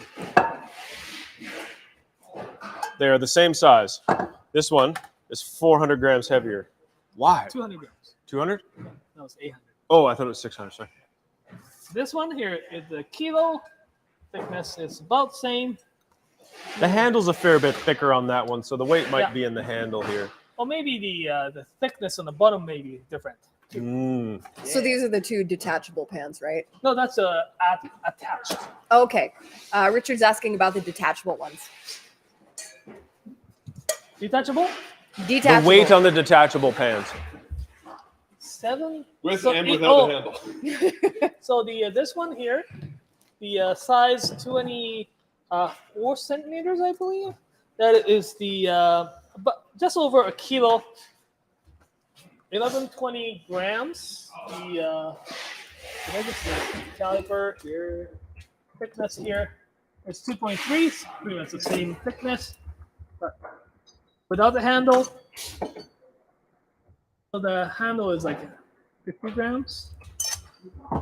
Yeah, 50 grams. So 970. Pretty handy. Yeah, they're super unique. I think they would work really well.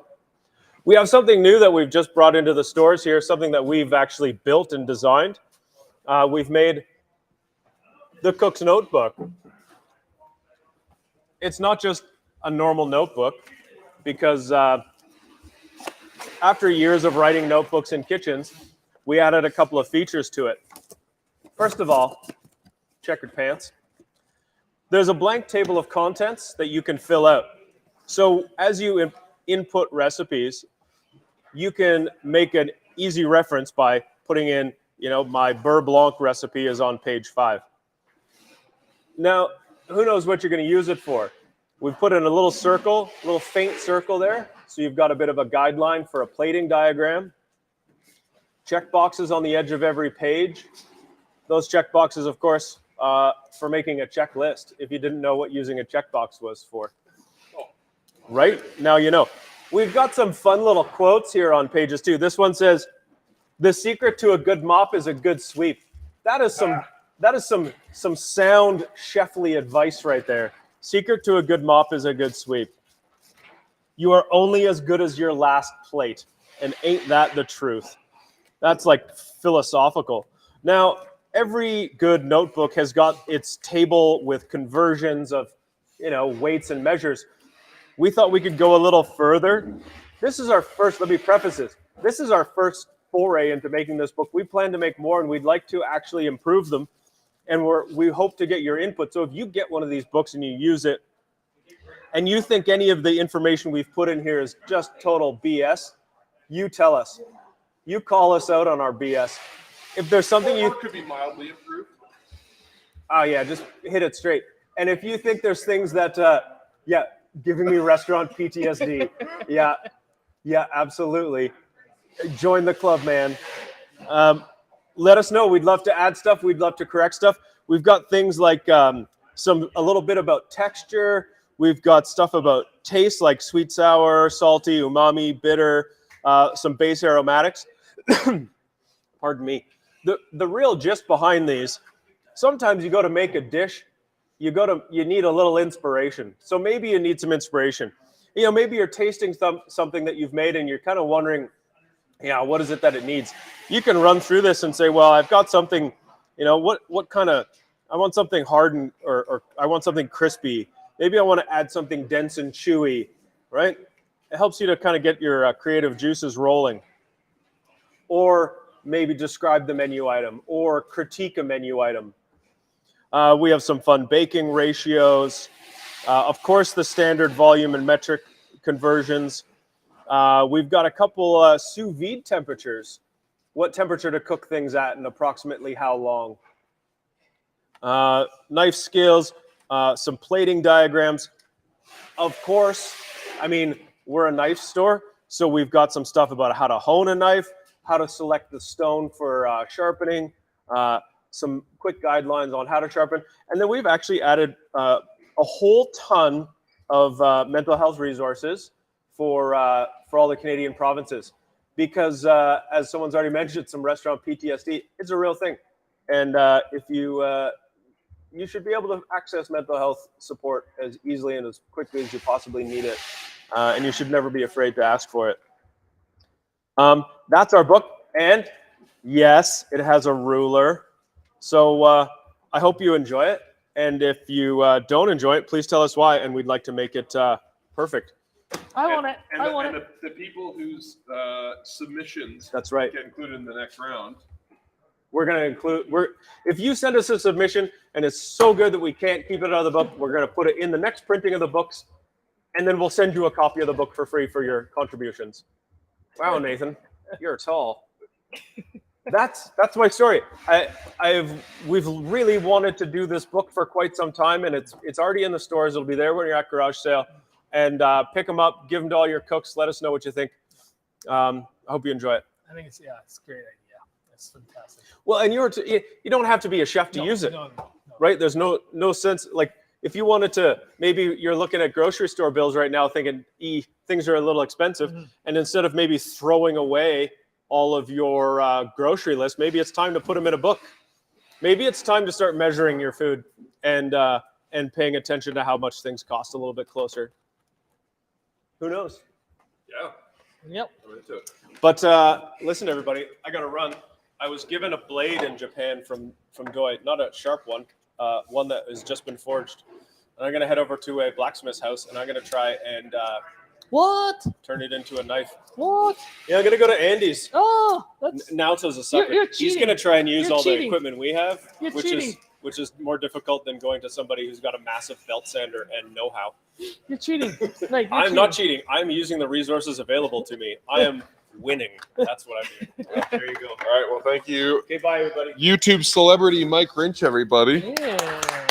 Oh, hey, I got an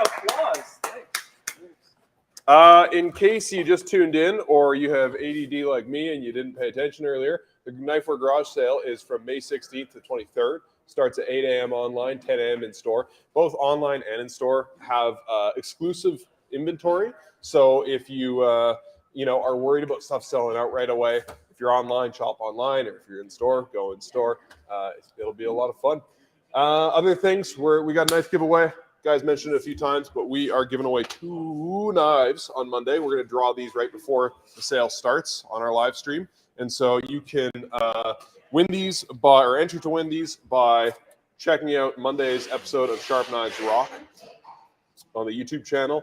All you got to do is watch the episode, and there are details at the end on how to enter. You need to do this by Sunday night because we're drawing on Monday morning. So that's pretty cool. Speaking of knives, and specifically Musashi knives, Musashi-san's coming to visit us sometime this summer. We'll be launching his new lines around then, so stay tuned for his visit to Canada. Other exciting stuff going on in June. We are going to Toronto.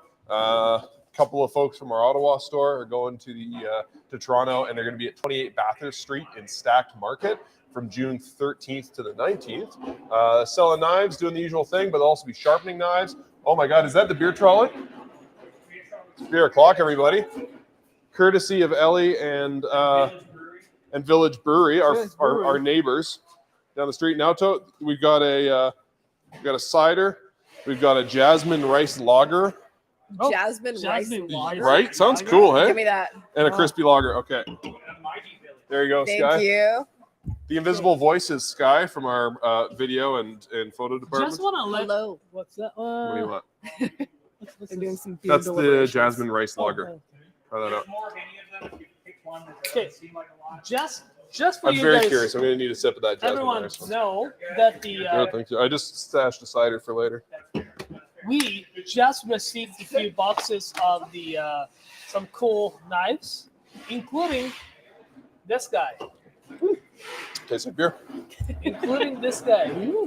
Oh, yeah. Show that off on the good camera. Hey. Oh, my God. So this is Even from the though box we that played just showed up today, Just right? showed up. Yep. Just showed up. Last minute stock, folks. Kosaki Fujin. It's not even like visible in the website yet. Mm. But folks, who's patiently watching our show, I don't know how entertaining this is. There's 60 people hanging out. Here you go. Slow 60 people. Thanks for hanging out. Some good news for you is that we will be restocking of the garage sale knives during the garage sale. Okay. Yeah, we're getting some last minute stuff that kind of. Do you want to talk a little bit about Golden Week in Japan and because we don't do this intentionally. We just happen to get a bunch of stuff late most of the time, but there's a good reason for it. Yeah, there's the long kind of holiday in Japan in the beginning of the end of April to beginning of May, Yeah. right? And People outside of North America take holidays seriously. yeah, well, I mean, like, not really. It's a national holiday. It's like Oh, that's what I mean. It's a good thing. I think we ought to have a week-long holiday. well, it's a good thing, but it's good and bad because the Japanese people don't really have they don't really take day off unless there's a national holiday. So it's Or- necessary, is what you're saying. exactly. Yeah. But everyone goes out on the same week, right? But Cool. this week, this year, it turned out to be a almost like 10-day long holiday. Not holiday, but if you take, so like April 29th is the day of Showa. It was the former Hitohiro. Hirohito's birthday. Oh, And, yeah. Former emperor, so, right? Yeah, former emperor. Right. And it's a day off. And May 3rd is when Constitutional Day, and May 5th is the we call it the Boys' Day. Cool.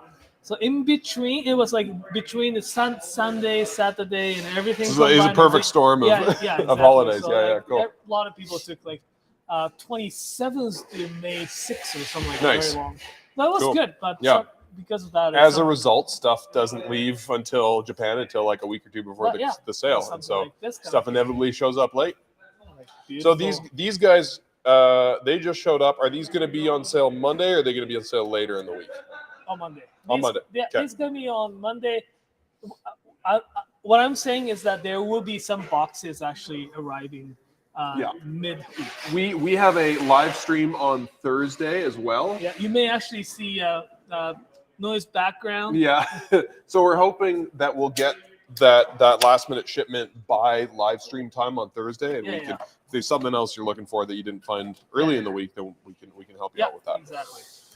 Cool. Well, that's exciting. What else have we got to show off? Sky, we got any questions that I know people have been waiting patiently. I don't know if we got any questions people want to ask. Somebody's asking, what's that made of near the heel on that blade? I think the Kurosaki we just had out. Yeah, that Kurosaki we just had out. That's like an Artisan fusion. imitation turquoise. So it's not a genuine gemstone, but it's like a really sturdy acrylic basically. And then that's a Wenge handle, I think. Beautiful. Thank you, Village Brewing, for the delicious beer. I'm drinking Mighty. These guys There's are just still up a the lot street of from us. knives that we can talk about. Yeah, we got a big stack of knives. How about this guy? Just a little petty knife. Yeah. 400 millimeter petty 400 knife. Do you want to? I'll show this off. You can talk about it. Yeah. It's like a two-man job. Yeah. I'll have to punch out a little or not. It's just a tuna knife, right? Just a tuna knife. Just No big deal. No big Oh, deal. here we go. Oh, there you go. Thank you, Sky. Yeah, it's really well made tuna knife from Sakai Takayuki. I'm glad we got the new lens for this. Yeah, right? Now it fits on the screen. Yeah, Togashi-san forged and his son sharpened. It's one of those knives. This size is actually not too much on filleting. This is portioning. So Gotcha. after you fillet them, you portion it out into blocks. That's what people use. So you fillet it with, what kind of knife do you fillet with? Some of them use the saw to Okay, fillet, yeah. or a little bit more longer blade Yep. to fillet with. And this is really to Jesus, I thought this was for like that job. This is really to portioning out. So, So you it's have almost the, like a really long Yanagiba. kind sort of. So you have like this big.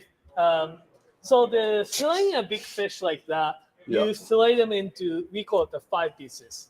Okay. So the so And it's a round fish, right? So it's got. So yeah, round fish. So usually small round fish, you fillet them into 3. Okay. Right, but the Each side into 3 or 5? no, Or 3 whole means, thing into 3 or 5? 3 means the bone and meat. Oh, I see. Right, 5 means bone and Meat. meat. Yeah. So like belly side and the shoulder Okay, side, yeah, I've seen that done. Yeah. right? So this, after getting at the one big, say, chunk of the shoulder, one side of the shoulder, Mm-hmm. because it's like this big still, right? Yeah. They use this to portion Mm-hmm. and into blocks. Right. Then those wholesalers sell them like that to the restaurant. And Okay, things gotcha. like that, yeah. Cool. Awesome. I'm standing over here because I have my Musashi safety shoes on today. But yeah, this is really cute. Okay.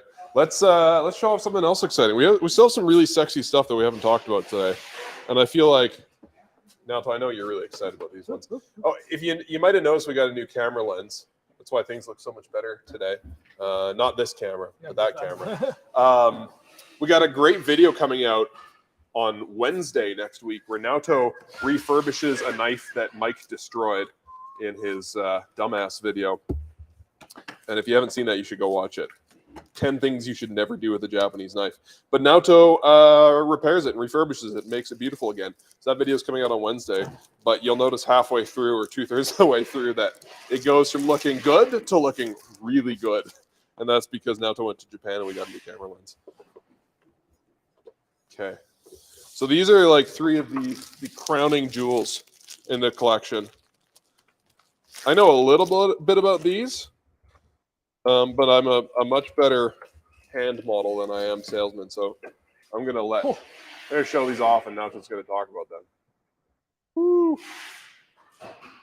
Yoshikazu Ikeda-san, he is one of the best blacksmith in Sakai in terms both what you call it, the single bevel and the double bevel like these, and also he's one of those guys who can forge a honyakis, which is made with just one piece of steel. This particular piece is too close, maybe. Is made with the Aogami Super, which is It's just this looks worse than the actual female. Okay. Aogami Super is this steel that you don't really see the honyaki with.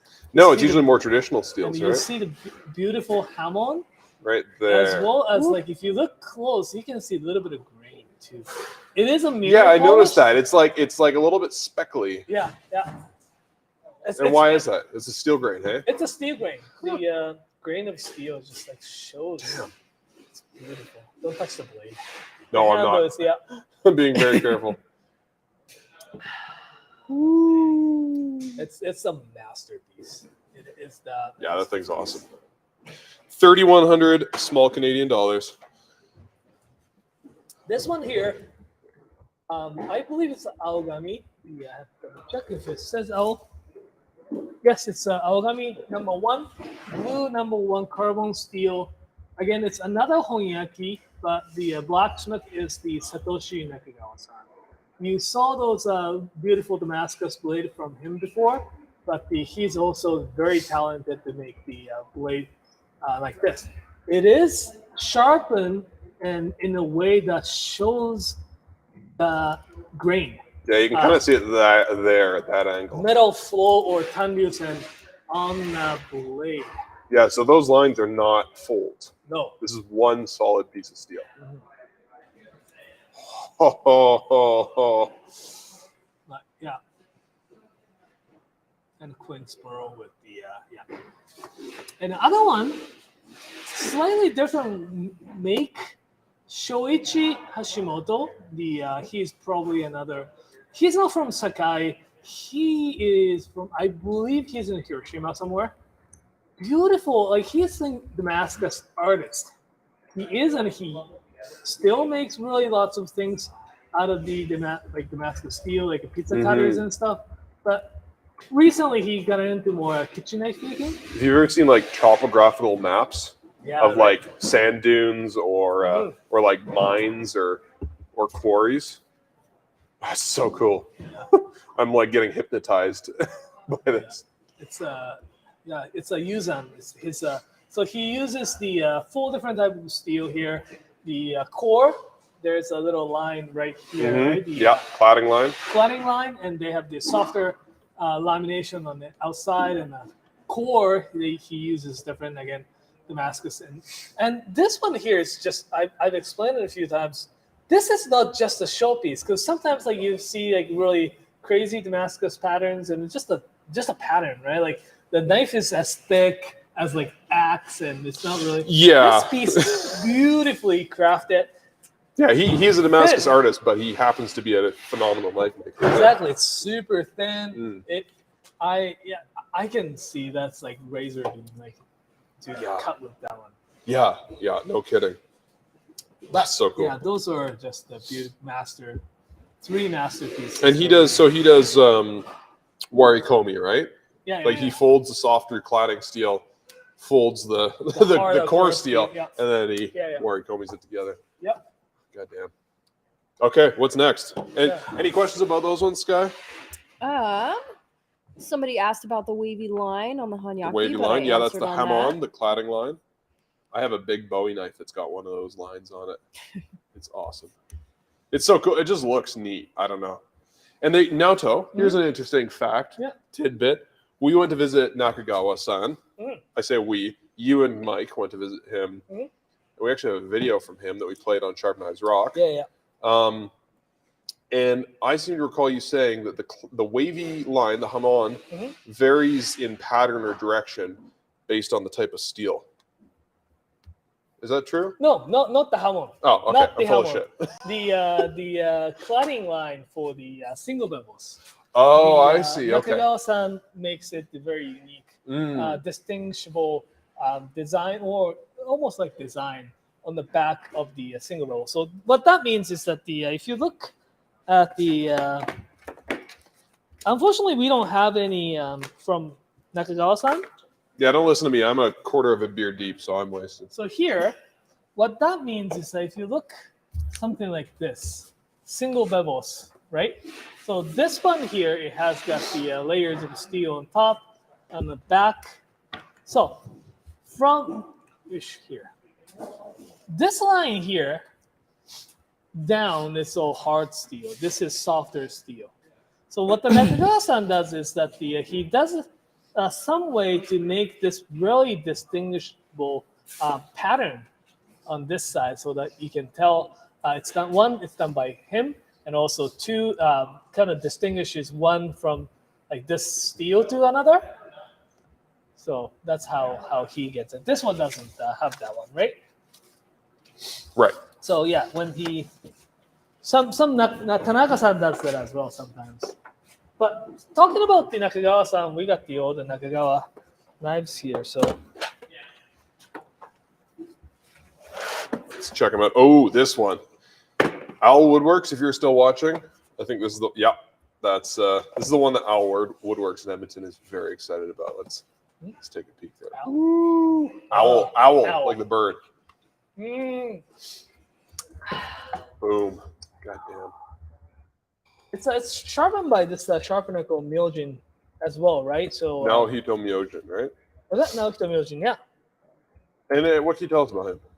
Myojin-san is relatively young. The sharpener from Sakai. He's a partner of the Toru Tamura who used to work for Right. Yeah. They make knives together, right? Yeah. But he's very talented. He's got really nice eyes and skills. He is the guy behind lots of famed knives, like the knives like the some people go crazy about like Konosuke Fujiyama series. He sharpens all of that. Yeah, somebody was asking me about that yesterday on Instagram. So that's like the Myojin-san. He now actually that you saw that the Shoichi Hashimoto knife that was sharpened by the Myojin as well. Awesome. Very talented. Very talented. Cool. Yeah, I really want to own a knife. A lot of people I don't think know, and we're going to make a video on this with some of the footage from our trip to Japan. Yeah. But a lot of people don't know how important the job of a knife sharpener is. Right? We wanted to visit him. We had a plan, and because they are in this little bit more remote areas, they said don't come yet. don't come from across the world and give us COVID. Yeah. That's pretty understandable. Yeah. And we maybe said, sure. Yeah. Next time. Right? Very fair. Maybe in October or next time we go. Next time, right? Hopefully, yeah. Oh, this jasmine. That's good. I should have got more of those. Good. Yeah. Shout out to our friends at Village Brewing. My buddy Andrew works there. They gave us the neighbor discount because we work in the neighborhood. But pretty sweet. Beautiful finish. Nakagawa-san and Myojin-san are both such talented knife makers. God damn. Yeah, so the knife sharpener doesn't just like put an edge on the knife and call it a day. Like takes a really raw 4-inch piece of steel and does all the work that takes from being a paperweight into thinning it out and turning it into like a really functional, beautiful tool. And the knife sharpener is one of the big determining factors as to how the knife performs. And so, yeah, look at that taper. Here's that choil shot everybody loves. We need like a little air horn for the choil shot next time. So yeah, we got the quite a few selections from him, like including the everyone's favorite, the 240. Yeah, it's the best size. Are these Sakai style? Yeah. Right. So, and I think that's really cool because 240 is just a touch on the big side for some folks. Yeah. Even 210, like some home cooks aren't comfortable. So if you get a Sakai 210 or 240, it's just like. So Sakai basically means they measure from the here to here. Oh, so beautiful. I'm so glad it's beer o'clock. So beautiful though. It's been a long week of getting ready for garage sale. It's my favorite time of year, but it's running around like a chicken with my head cut off most of the week. Yeah, look at it. Look at it. It's just so beautiful. Another one here is the his little bit more simpler line with the Ginsan stainless steel. These are so again, those Damascus lines are made by the forged by Nakagawa-san, sharpened by Myojin-san. These two, the Ginsan line here, a little bit more simple.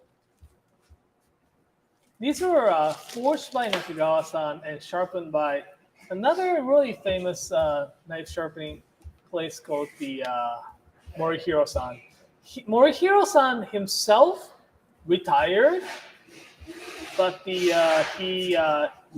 son is taking over his business right now. So it's pretty cool with the Kiritsuke as well. It even actually got the Hatsukokoro branding on it. Oh. Yep. So these were good. It's beautiful. I like theirs. I love their 210, the Gyuto, because it's got a nice height to it. Who likes the fancy looking handles? I like fancy looking. Oh, I'm so excited for these. We did actually have the one customer asking for this one. Yeah, there were some folks on Instagram that were really excited about these too. Sorry, I don't know if you got the color that you want, and if you got enough. I mean, this is hard, right? Because they come in so many different color schemes, and basically the blade itself is their so-called inox line, so it's not the super high range, right? But yeah, but they're really affordable. Like, you don't get a lot of custom handle funky knives at this kind of price. Right, that too. So they call it a nanairo. Nanairo means in Japan means the rainbow. Ah, cool. Right? So these are all 240 to 70. It's a good size. 270, which we'll call it the Yanagi bus. I find 240 Yanagi a little short. Yeah. Just a tiny bit short. I like this green one. I know it's like airbrush, but it's got this like kind of cool glow effect. It looks like the stabilized burl. What's that? It looks like the stabilized burl. Yeah, totally. It does look like But just like, if maybe those are a little out of your budget, yeah, you got totally. these guys. It's almost a little bit marbly looking. I love this one too. This is kind of like what we got to see how it's going to move. So just one of each, eh? And these I think are an online exclusive, right? Oh yeah, we didn't stores. Yeah, we didn't get to send this. The super glam, speckly. Because, again, we have only one of each in there. I'm just disappointed they don't come in pink. Next time we got to get some pink ones. Here. Oh, this one's cool. Look at that. Look how metal that looks. I like the retro gold one. I like black or red. The retro gold. The one that's not gold. The one that's not gold at all. No, it's retro gold, so it's like old tarnished gold. It's like a nice burnt umber. Burnt umber. Yeah. Welcome. This is the Bob Ross Yeah, stream this now. is kind of like what we wanted to get. Today we'll be painting with phthalo blue, titanium white, and burnt umber. Wanted to see how this, this perceived. So, Yeah. it's great selection now. I gotta say, I love this one too. Just gold, so gold. And then you get the Jester spoon and you're good to go. Oh yeah, Full gold set. yeah, and the gold plating tweezers. Mm-hmm. Yeah. So great price, great selection of colors. Yeah, pretty cool. You can see all the colors online. These are all individually photographed. So Thank you, Sky, for the wonderful product photography on the website. Let's look at some Kato stuff. We don't have a lot of Kato stuff this time around. you know what? Hey Mason, sorry Nathan, here. Yeah. Oh, we do have some Kato Yeah, stuff. we have I'm some on drugs. Kato stuff, so All right, great. it's just the here. We do have actually a few Kato stuff here. So first we got like just the classic black Damascus, Yep. Western VG10, handle, yep. VG10, just like crazy sexy. If you're gonna give somebody a wedding present, I would give them one of these knives. Yeah. I mean, depending on how much you like it, Maybe you just buy it for yourself, but.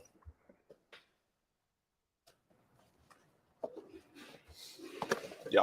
Yep. If you got a buddy that just like loves steak, I think we have exactly one of these. Really beautiful forged steak knife. Yep. Okay. And now we have the What's next? kind of his newish design. The new, not so much like super new, but the tsuchime, that the hammer pattern is more Hishime. like the square. So we named it Hishime because Hishi means squares. Cool. So in Japan, you say, don't be a Hishi. Or Huey Lewis would say, it's hip to be Hishi. Yeah. So you don't have to humor me that, though. You can just tell me my jokes are bad. Oh, it's really nice, beautiful finish. The hammer pattern on this stabilized maple handle, and it's R2. It's really nice and thin blade. He makes such crazy nice thin blade, right? So as we have a bunka too. Like look at a pattern here. Oh, the handles. Oh. And so is Santoku. It looks like when they put like a bunch of luster powder in water and it all kind of swirls around. Yeah. Yeah. These are nice. It's nice looking. Also similar, but we have this. Yeah, whole I love very those. simple. Like done so well though, right? Yeah, so clean. Like look at how clean this is. Like it's thin, but the no overexposure of the core steel. It's really nicely tapered. That's skill. Yeah. Like that's just that's sometimes. There's no low spots on the bevel here, as you can see. That's like the subtlety in his talent, I think. Yeah, this is the razor beam. Alrighty, so that's like crazy. Yeah. We got these ones. I always call these Christmas tree Damascus. I say that lovingly because it's kind of got this like it. I've never heard inverted V shape to it. These are so cool. Oh, sorry. These are so cool though.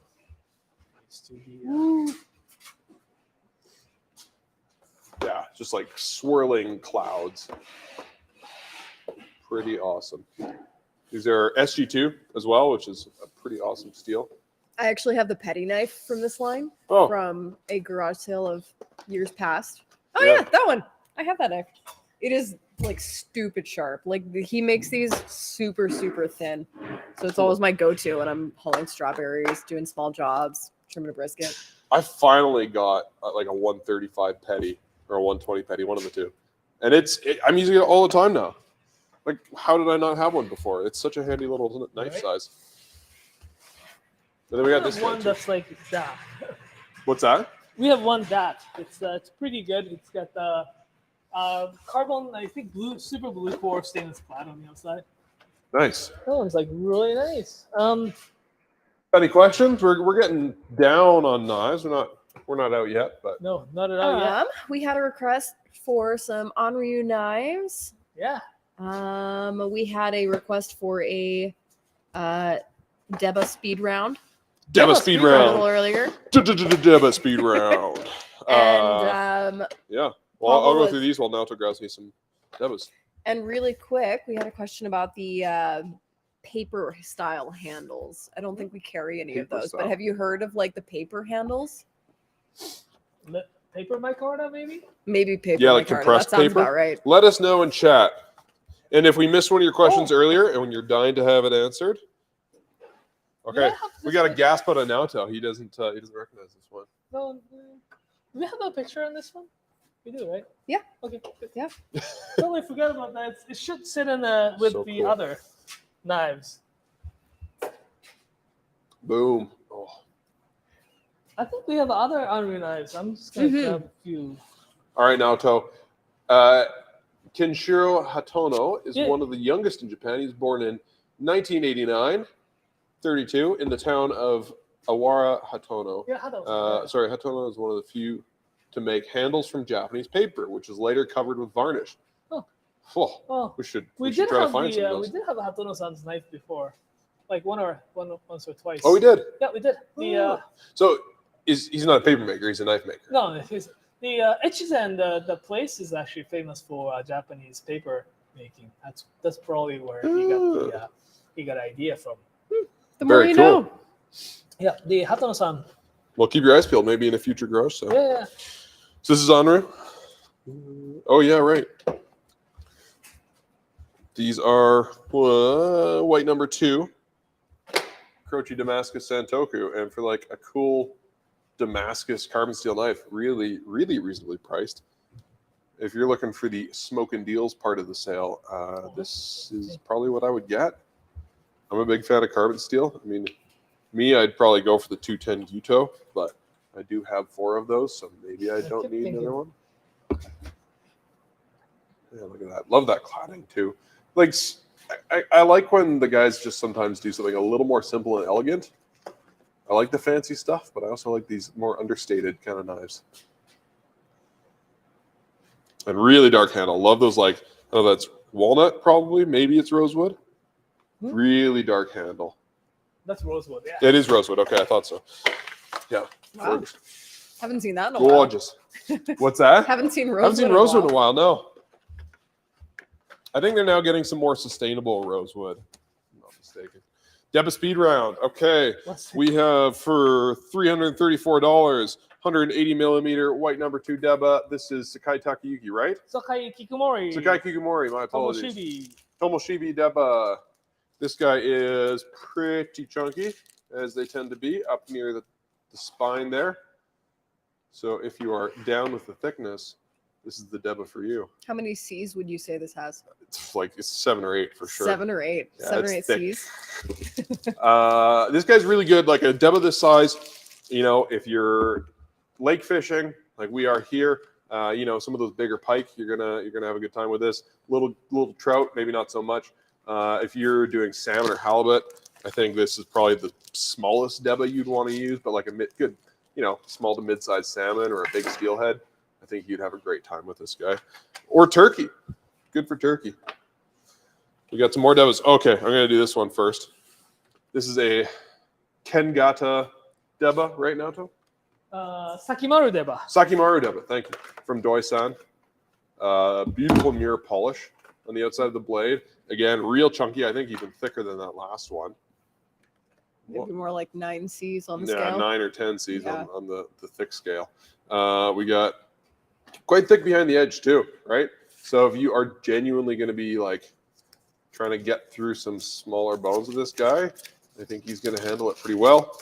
Sakimaru tip, love that.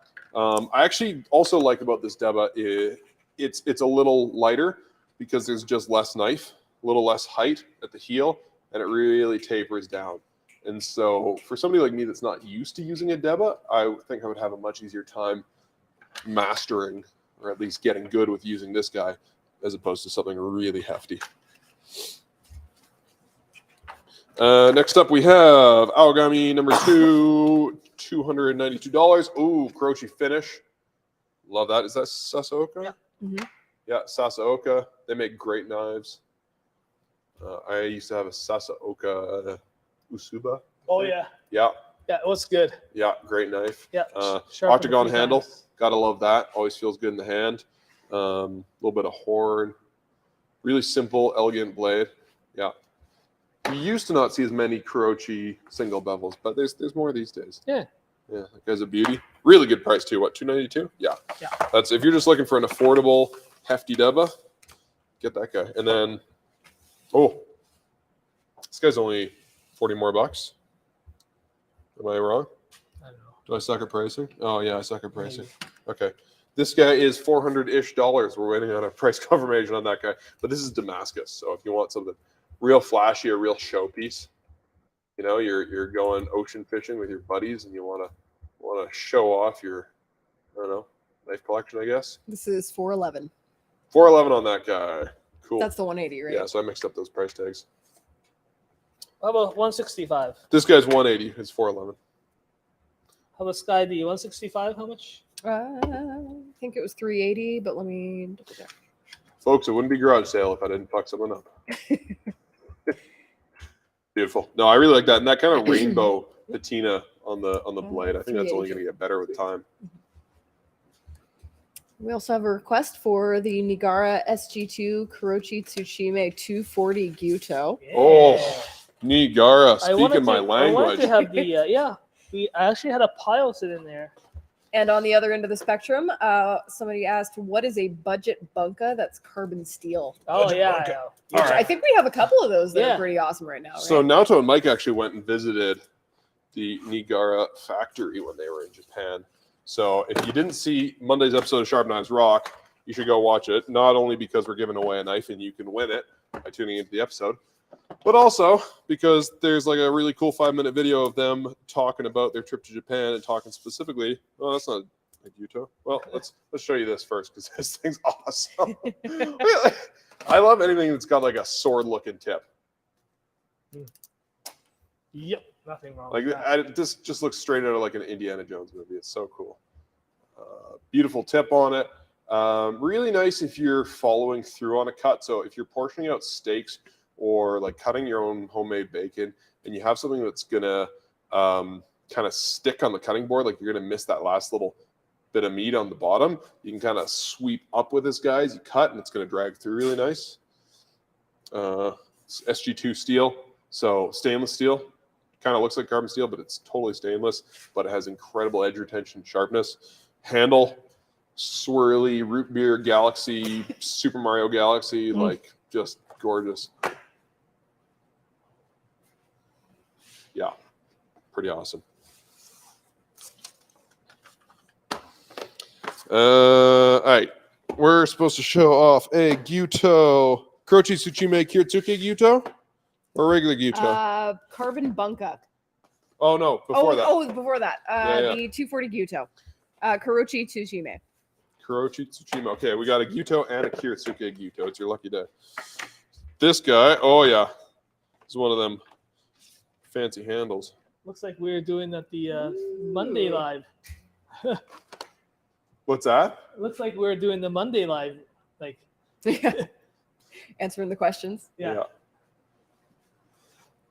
Oh, I got through most of the unboxing. Yeah. Got a little more to go. Yeah. Yeah, pretty beautiful two-tone handle there. And then this guy, Kiritsuke Gyuto, this is more my preference, just because it looks cooler, in my personal opinion. But yeah, another beautiful knife. These guys are 706 each of them. You'll notice it says number 1. This guy says number 3. These guys have different variants on the product page on the website. So if you want a specific one, there are photos assigned to each handle. So make sure you get the one that you want. Yeah, pretty sexy. Naoto, super quick, we've got a speed question. Does the Saji Shinshu Damascus have copper or bronze in it? Do you know? Oh, the not a copper. The I think it's a brass. Brass. Yeah. All right. The I think it's a brass. That's what the Shinshu actually means in. Okay. Yeah. Cool. But I just named it because Got it. You know the But copper is not a thing, right? If it's either copper is too soft and melts in the temperature, Oh, really? and bronze is gonna take the heat a little bit. Okay. Yeah, these like I love Nigara knives normally, but the Western handle ones are super cool. Should we move on to some carbon bunkas? Carbon bunka. Make Matthew P's Carbon dreams come bunker. true. I had a Walking down the street. Carbon bunka. Oh yeah, there we go. So this guy is $192, super well priced, white #1. Really great steel. Also the Naoto's favorite steel. Kumokage is pretty good. Oh yeah. So this is the Hinokuni Sakai. But this is Naoto's personal favorite steel. Naoto, this is your favorite steel too? White White number one? Yeah. Yeah. Yeah. Really nice to sharpen. Yeah. Nice Yeah. tall bevel. Where this blade's like sharp and tapered down to the edge. It's a little bit taller than the average knife or some knives, and so it's gonna cut really smoothly. It's gonna feel good. It's slightly tall in the blade as well. Again, gonna help it just like drop through food more easily. We have got the Hatsukokoro Kumokage. Kumokage. And this guy, you can actually see if you look close, is got some Damascus kind of style. Just gonna wipe that guy off. Little Damascus happening on the bevel, not hand folded, but it's laminated steel there. Again, love like the really kind of simple, rustic, understated look. This guy, I think blade wise, I'd choose this guy, but this guy has just a slightly nicer handle, so it's a bit of a toss up. Get both. Now, I'd probably choose this one personally, but they're both quite beautiful. And if you do have slightly smaller hands, get this guy because the blade's a little narrower. It's probably going to feel a little nicer in your hands. Okay, let's get the rest of those Nigara knives open. We still got a handful of knives to open. Still setting up here, folks. If you're just tuning in, or you're bad at paying attention like I am, Knifewear Garage Sale, May 16th to 23rd, happens in store and online. There's a ton of great stuff first thing. Sale starts at 8 a.m. online and 10 a.m. local time in store. Online, that's 8 a.m. Mountain Standard Time. But if you are just looking for a great knife and you're not after like some crazy one-of-a-kind collector's piece, come by any day of the week. There's cool stuff to be had all day. Oh, look at that guy. I doubt this will be left after the first day. So if you want this knife, pop online early. This is a Hanasuki, which is for deboning poultry and that sort of thing. Yeah, but also if you don't find what you're looking for Monday morning, we are getting a last-minute shipment. By last minute, I mean late shipment. Yeah. Probably Wednesday or Thursday or Friday. Midweek. Midweek, We will. midweek, whenever that is. We will have. I know. Yeah, I know it's really hard to say. But I know it's been shipped out from Japan. Sweet, So that's a good start. This Hanasuki is great though. It's so thick. So thick, yeah. Not as thick as the Debas. This is like 4 or 5 Cs for sure. So nicely. Beauty. Yeah. You want, if you didn't know, if it weren't blatantly obvious, Japanese steel is a little more brittle. It can chip a lot more easily if you're around bones compared to like a Western knife. But this guy, much thicker in the spine, but also much thicker behind the edge. So if you're going through really small bones, you'll be fine.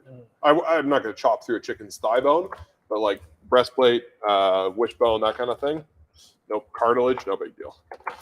But yeah, if you don't find what you're looking for on Monday morning, we also have all of the in-store inventory that's left over going on the website Monday night around 6 or 7 Mountain Time. Keep the eye out. Like again, we will have restocks as the week goes on, and like the in-store stock as well as the lot of stuff. So if somebody snipes that like Hinora River Jump you're looking for Monday morning, not saying there'll be another one later, but if it doesn't sell in the Calgary store during the day on Monday, it'll be online at like 6 or 7 at night. All right. What else we got now? You got anything else? Someone that we didn't really talk about is these guys here. Yeah. The, Oh, Makoto. Makoto, yeah, Style K. Kurosaki brothers, the older brother Makoto-san, he is a sharpener. So he does lots of cool sharpening jobs. Sometimes he gets the blade from the someone else, not necessarily all the people from the same region. VG10, beautiful like tight Damascus here like this. We have the very simple lines called the Sakura, which is cool because if you look in a box, it's got the Sakura leaf in it too. But simple R2SG2 finish. It's got a really nice thin blade. It will cut through like strawberries, apples. This size is great for those smaller fruits and stuff, right? There is also the same pattern, same series, but it's got a little hammer pattern as well. So yeah, Makoto Kurosaki-san is the super cool. He learned his skills from the Kato-san, the senior. Then he started his own workshop, I guess. He still works for Kato-san quite a bit, but there's a new, not newish, his project. The Ryusei, it means the shooting star in Japanese. It's got the VG7 stainless steel in the core, and it's got a beautiful beveling work to it. He used to have them with the super blue carbon steel, but it changed at the little thing here. And it even comes with the sticker saying Style K.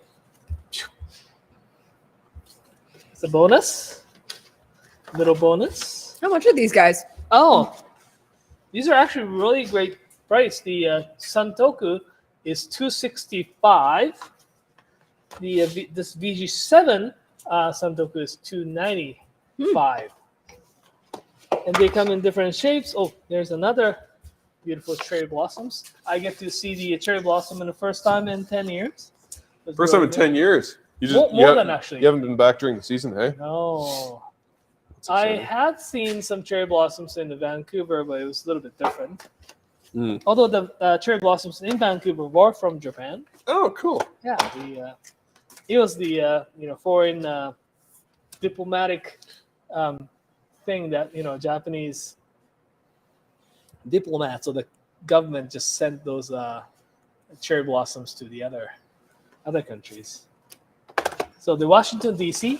around the memorial, all the cherry blossoms are from Japan. Yes. We had a question about VG7 compared to VG10. I looked at the chemical composition of the VG7. It is very similar. I think it's slightly less. VG10 is definitely the higher in terms of the corrosion resistant. So basically, it doesn't. VG10, I've never seen that rusts. Still, it's good stainless steel. So I mean, it's really hard to compare at that point. Maybe like if you leave this in the vinegar, it rusts or they corrode faster than VG10. That's probably the difference. Don't leave it in the ocean. Yeah, exactly. Don't take it surfing. That's that kind of difference. It's not like, oh, this will rust faster. Okay. Or So the main difference is how fast are you trying to rust your knife? Got it. I've had a couple days like that. Biggest difference there. Yeah, if you ride through a lake with a waterproof jacket, you'll still get wet. Yeah. Oh, we're running out of space. We got too many knives. You shouldn't have ordered so many knives, Naoto. You're killing me. I mean, we got an extra folding table today, so that we might have to steal it. And from we have another Brenda. one? We just got that 8-footer over there. Oh, here you go. That's great. That's good. Thank the Lord. You went through these guys already? We're Yeah, I good? did. Okay. Yeah. Want me to open up the table there? Or I don't know. Brenda and Tiff might get mad. right? We might have to ask permission. We got that shelf behind you there. We can load Oh, that. here you guy go. up. Yeah. I can just do that. All right. I'll pass. Do you want to talk about a little bit about the cooking gears that we got? Yeah, we got some cool stuff. I want to talk about this stuff because I'm into this stuff. You didn't talk about these yet, right? Yeah. So this stuff is really cool. You know, as former chefs, many of us are kitchen gadget averse. Myself in particular, I'm not a fan of tools that only have one job. Like avocado peeler? Like an avocado peeler, or banana corer, or any of that dumb stuff. But we got some really cool tools that we feel are handy more in home settings. We source stuff that's good for professionals and home cooks. This is more home cook kind of stuff. But these little I'll switch cameras there. These little tongs are cool because if you haven't worked in a professional restaurant before and you are easily grossed out by nasty foods, or you don't like dipping your hand into the pickle jar, It's me. like Sky behind the camera there. This guy basically acts like your hands, so you can like hold some raw chicken in place and cut it. But it's also, what I would use it for is like around the holidays, carving up like a turkey or a roast, kind of holding it in place is the way you would a carving fork to kind of get your nice slice there. But then you can pick it up and serve it.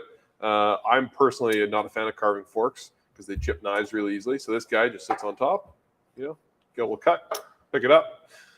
They could work for serving too. I wouldn't cook with them. They're a little too short. I think you get burned trying to use these in a pan, but they're pretty cool. These guys are longer. They're just like a really aesthetically pleasing kind of tong. So serving salad, flipping steaks, bacon, things that aren't meat, I guess. Yeah, they're pretty cool. Very much like beautiful functional design, stainless steel, modern look. And then these guys, now what are these for again? Because they look like a medical instrument. These are for deep frying. Right. It's called deep frying tongs. Right. They've got these little cutouts in them because you don't want to like grab something with these guys, like a nice crispy piece of katsu, and then all that oil hangs out and soaks into it in these little sections here. This guy, you pick it up out of the oil, and all the excess oil just kind of disappears. Yeah. Awesome. Making fried chicken. Yeah. That's what that is for. They look like they're for delivering babies, but they're not. They're great. Only delicious fried chicken babies. This guy is for serving olives and other briny things. Yeah. That the pickles and anything with the little soup, but you want to have a little bit of a juice. But you don't want your plate much to be like drowning in olive juice, right? Like you don't want to be like a BP oil spill. So you just dig it up with that, and then you tip it back a little bit over the serving dish, and all the liquid runs out of there. So it's this big serving spoon, or the soup spoon. Yeah. Like Oden, like for myself, I picked up the Oden pot-au-feu, the French dish with a whole bunch of that comes chicken and really dumplings. handy. Oh, dumplings. If you're of the American persuasion. Yeah. You guys all eat chicken and dumplings, right? Yeah. I don't think I've ever eaten chicken and dumplings. I'm joking. Really quick, we have a couple questions. Somebody was asking Naoto, what refurbishment did you do to the Fujimoto blade? Oh, just the Doesn't look like much. not Yeah, much. it looked like just kind of a straight thin polish. out the bevel and made it little look nice. Sweet. Yeah, I just thinned it out, cleaned it up, did a really Did a beautiful nice Kasumi kasumi. finish. Sharpen it up, and Beautiful. that one didn't need that much of refurbishment, but because it's just south, I just decided to put a little bit more work than you needed. Grant was asking earlier too. I think about this Kirotsuke. That's, Kitoka. I did it. That one is I did it. I spent quite a bit of time. Grant, I think you had to leave, but I know you're going to come back and watch this. So speaking to you from the past, this guy is, I think it's a Kirotsuke you're looking for. Yeah. Hopefully. I did that. I'm not pretty. Yeah. If it's not, I have no idea. But this is beautiful. No, this looks gorgeous. Yeah. Like I want it. Okay. Sweet. Naoto, you want to talk about these guys? Yeah. We have two sizes for these guys here. It comes with the little silicone, rubber, whatever lid, and the square container with the strainer inside. They come super handy for a lot of different purposes. For example, one, when you're cooking steak, you want to salt them a little bit so that the flavor, not a flavor, but it kind of It denatures the proteins on the surface of the, and so it gets all sticky and tacky, and so it caramelizes. It doesn't caramelize it. It can't remember the word. But I usually, when you're doing a steak though, salt them so that the water drips, so that kind of it gives you enough space here, and I will leave the lid off in the fridge so that it dries up really good. When you're storing any vegetables and stuff, you're not storing in a puddle of water here. If you're making chicken, fried chicken, you can just sift that out. It's pretty handy. Or even if you're just after deep frying them, you just leave them on top because there's enough space or room for that oil to sit, so it gets really nice and crispy. Right? We have two different sizes, and they stack up. Say if you get one of the large ones, two of these small ones, it stacks up so nicely, and I think it's great. I love it. I'm so into this idea. I really want these. Yeah, I want to like fill my fridge with them. yeah, like, So good.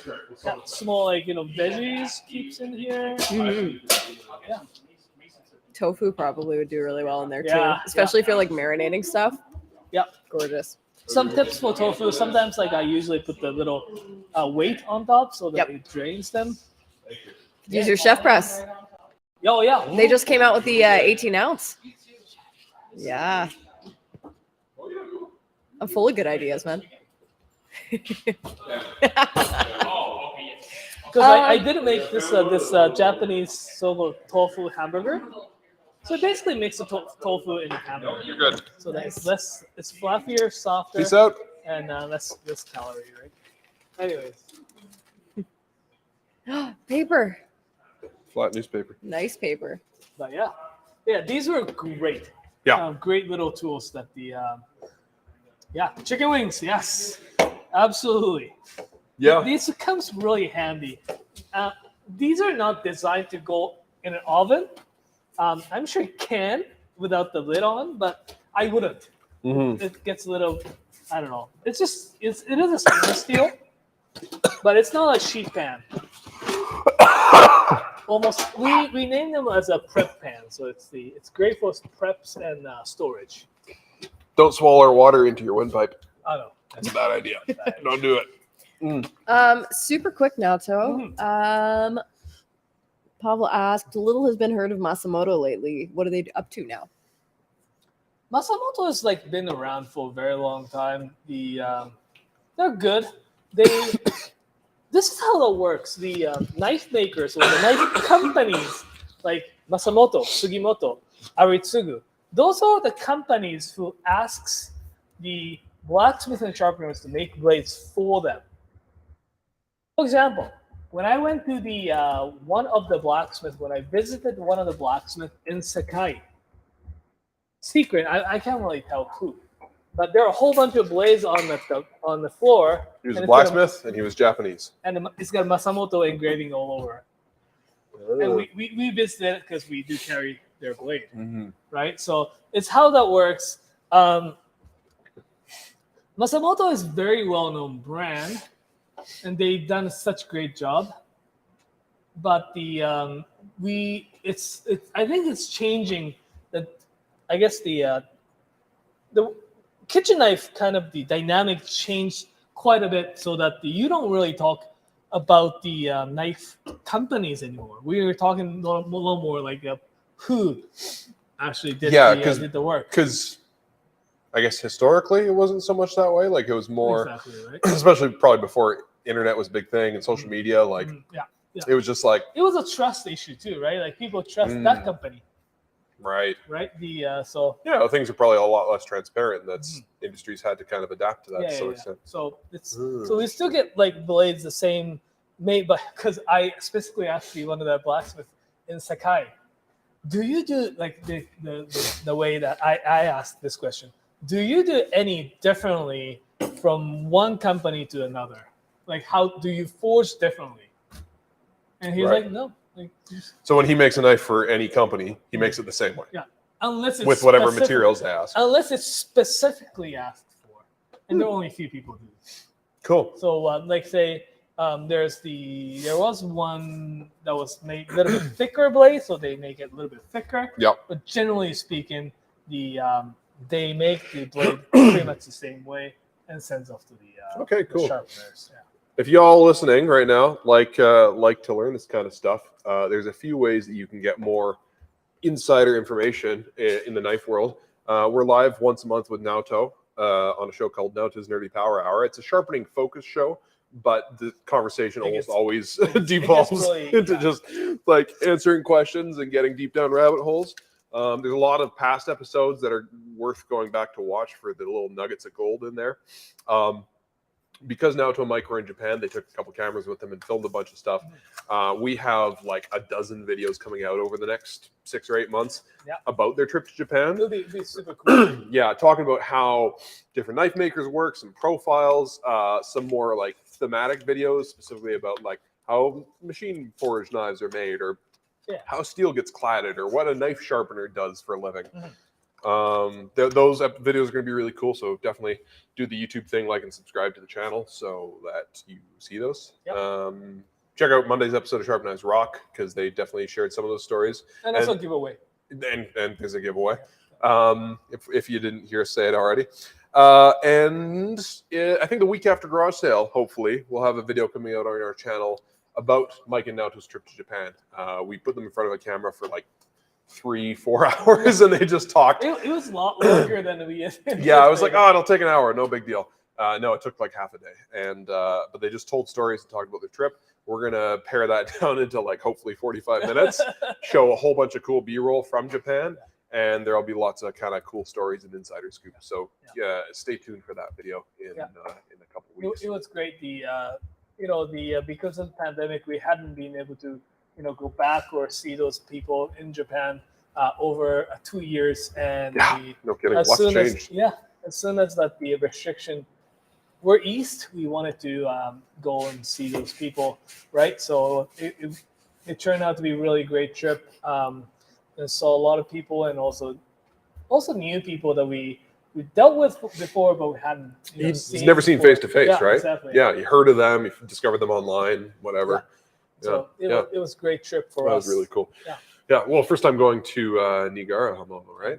Yeah. It's good. Super cool. Yeah. Are we wrapping it? I don't know. Yeah. Do we have anything else to open? Any other questions? Oh, wait. You definitely show people these Higos while you find a couple questions for us. We'll hang out a little longer if you guys want to keep hanging out with us. Yeah, it was just some questions about links, stuff I was kind of answering up. Okay, sweet. Here's the thing: is if we missed your question today, tune in Monday. I don't think we've actually said it yet, but we will be live Monday, May 16th, day of the garage sale. Obviously, day garage sale starts, but we're going to be live from like 8 a.m. Mountain Time. We'll probably start early, around like 7:45. I have a hat full of numbers. We're going to draw the winners of these two knives that we're giving away. You still have 3 days, or like 2.5 days to enter. Go watch Monday's episode of Sharp Knives Rock. Follow the details in the garage sale to enter the contest. That's all you have to do. There's no, not a lot of bullshit. You just have to put up with us for an hour of YouTube. But Monday we will be live all day long, like 8 a.m., just before 8 a.m. until we get really tired or you guys get sick of us. Probably 3 or 4 in the afternoon. So we will answer all of your questions, any question you have about knives. The first couple hours will be pretty quick and fast, like just measuring stuff, showing people, helping them shop, and then we'll kind of mellow it out and hang out, goof off a little bit. You take it off? Yeah. Good to see you, buddy. Yeah. What's that? Can you lock this door behind me? Oh yeah, sounds good. Have a good weekend, man. See you Monday. Thanks. See you guys Monday. Yeah. Everybody's going home. They've left us. Yeah. We're locked into the warehouse now, so we're just going to be here until Monday. We live No, here we're now. all going to go home and rest. Any other? Why don't we switch cameras? We'll show off these cool little Higos, and then if there's any other questions people have, we'll answer them before we take off. Thanks for tuning in today, everybody. It was a lot of fun. Hope you saw some cool stuff. VG10 stainless steel with the limited run on the Higo knife from the same company that makes our Higos. Oh, really? Yeah. Oh, I didn't know that. I thought it was somebody else. An actual Higo company. Oh, so this is a Higo no Kami, not just a Higo. Yeah, Higo no Kami. Nagao-san makes it. For those who don't know, that's like a protected term. Like you can only. Well, it's not like champagne because any company in Champagne that does things the right way can call it champagne. Oh, really? Okay. It's like I'm trying to think of a good example. Yeah, because they're the only company that can call it the protected It's basically trademark. Like yeah. So it says trademark right here. So people who can use this, it's only the. Well, there used to be more companies in that area, but they're the only one left standing, I guess. Right. So. Cool.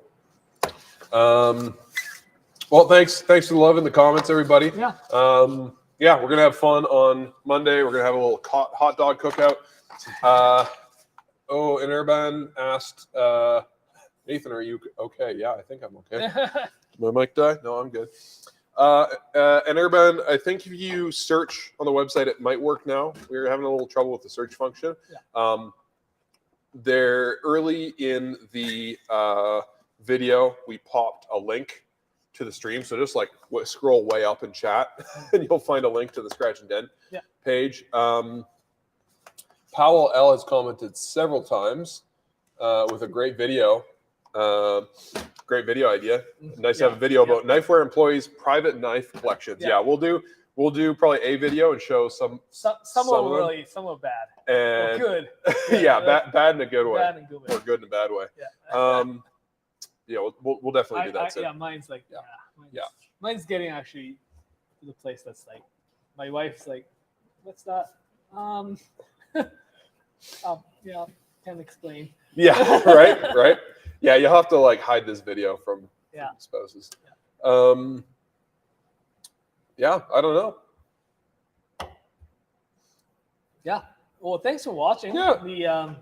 We'll be back, and again in the morning of the Monday.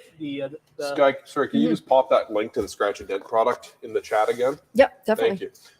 Yeah, we'll be back Monday. Yeah, we'll be back on Monday around 7:45 a.m. Mountain Standard Time. Yep. So, coffee in hand. Yeah, the people in the east has a little bit of advantage, I guess.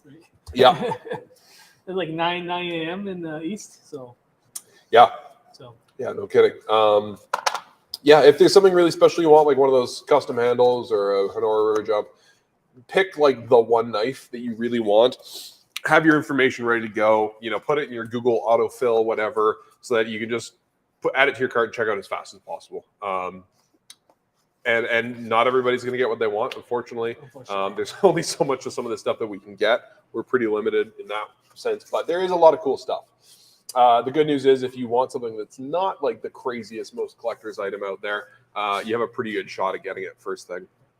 Yeah, tune in, hang out with us. If you're just shopping or whatever, you have questions about stuff, come and ask your questions Monday morning. We'll be live like for 6 or 8 hours hanging out, having fun. Yeah. Cool. All right. Yeah. Well, thanks we're good to go. For watching, and thanks everybody. Hope you all have a happy, fun, safe weekend. Yeah. We'll see you. See you bright and early Monday morning. Yeah. Crazy Nate's Knife Warehouse.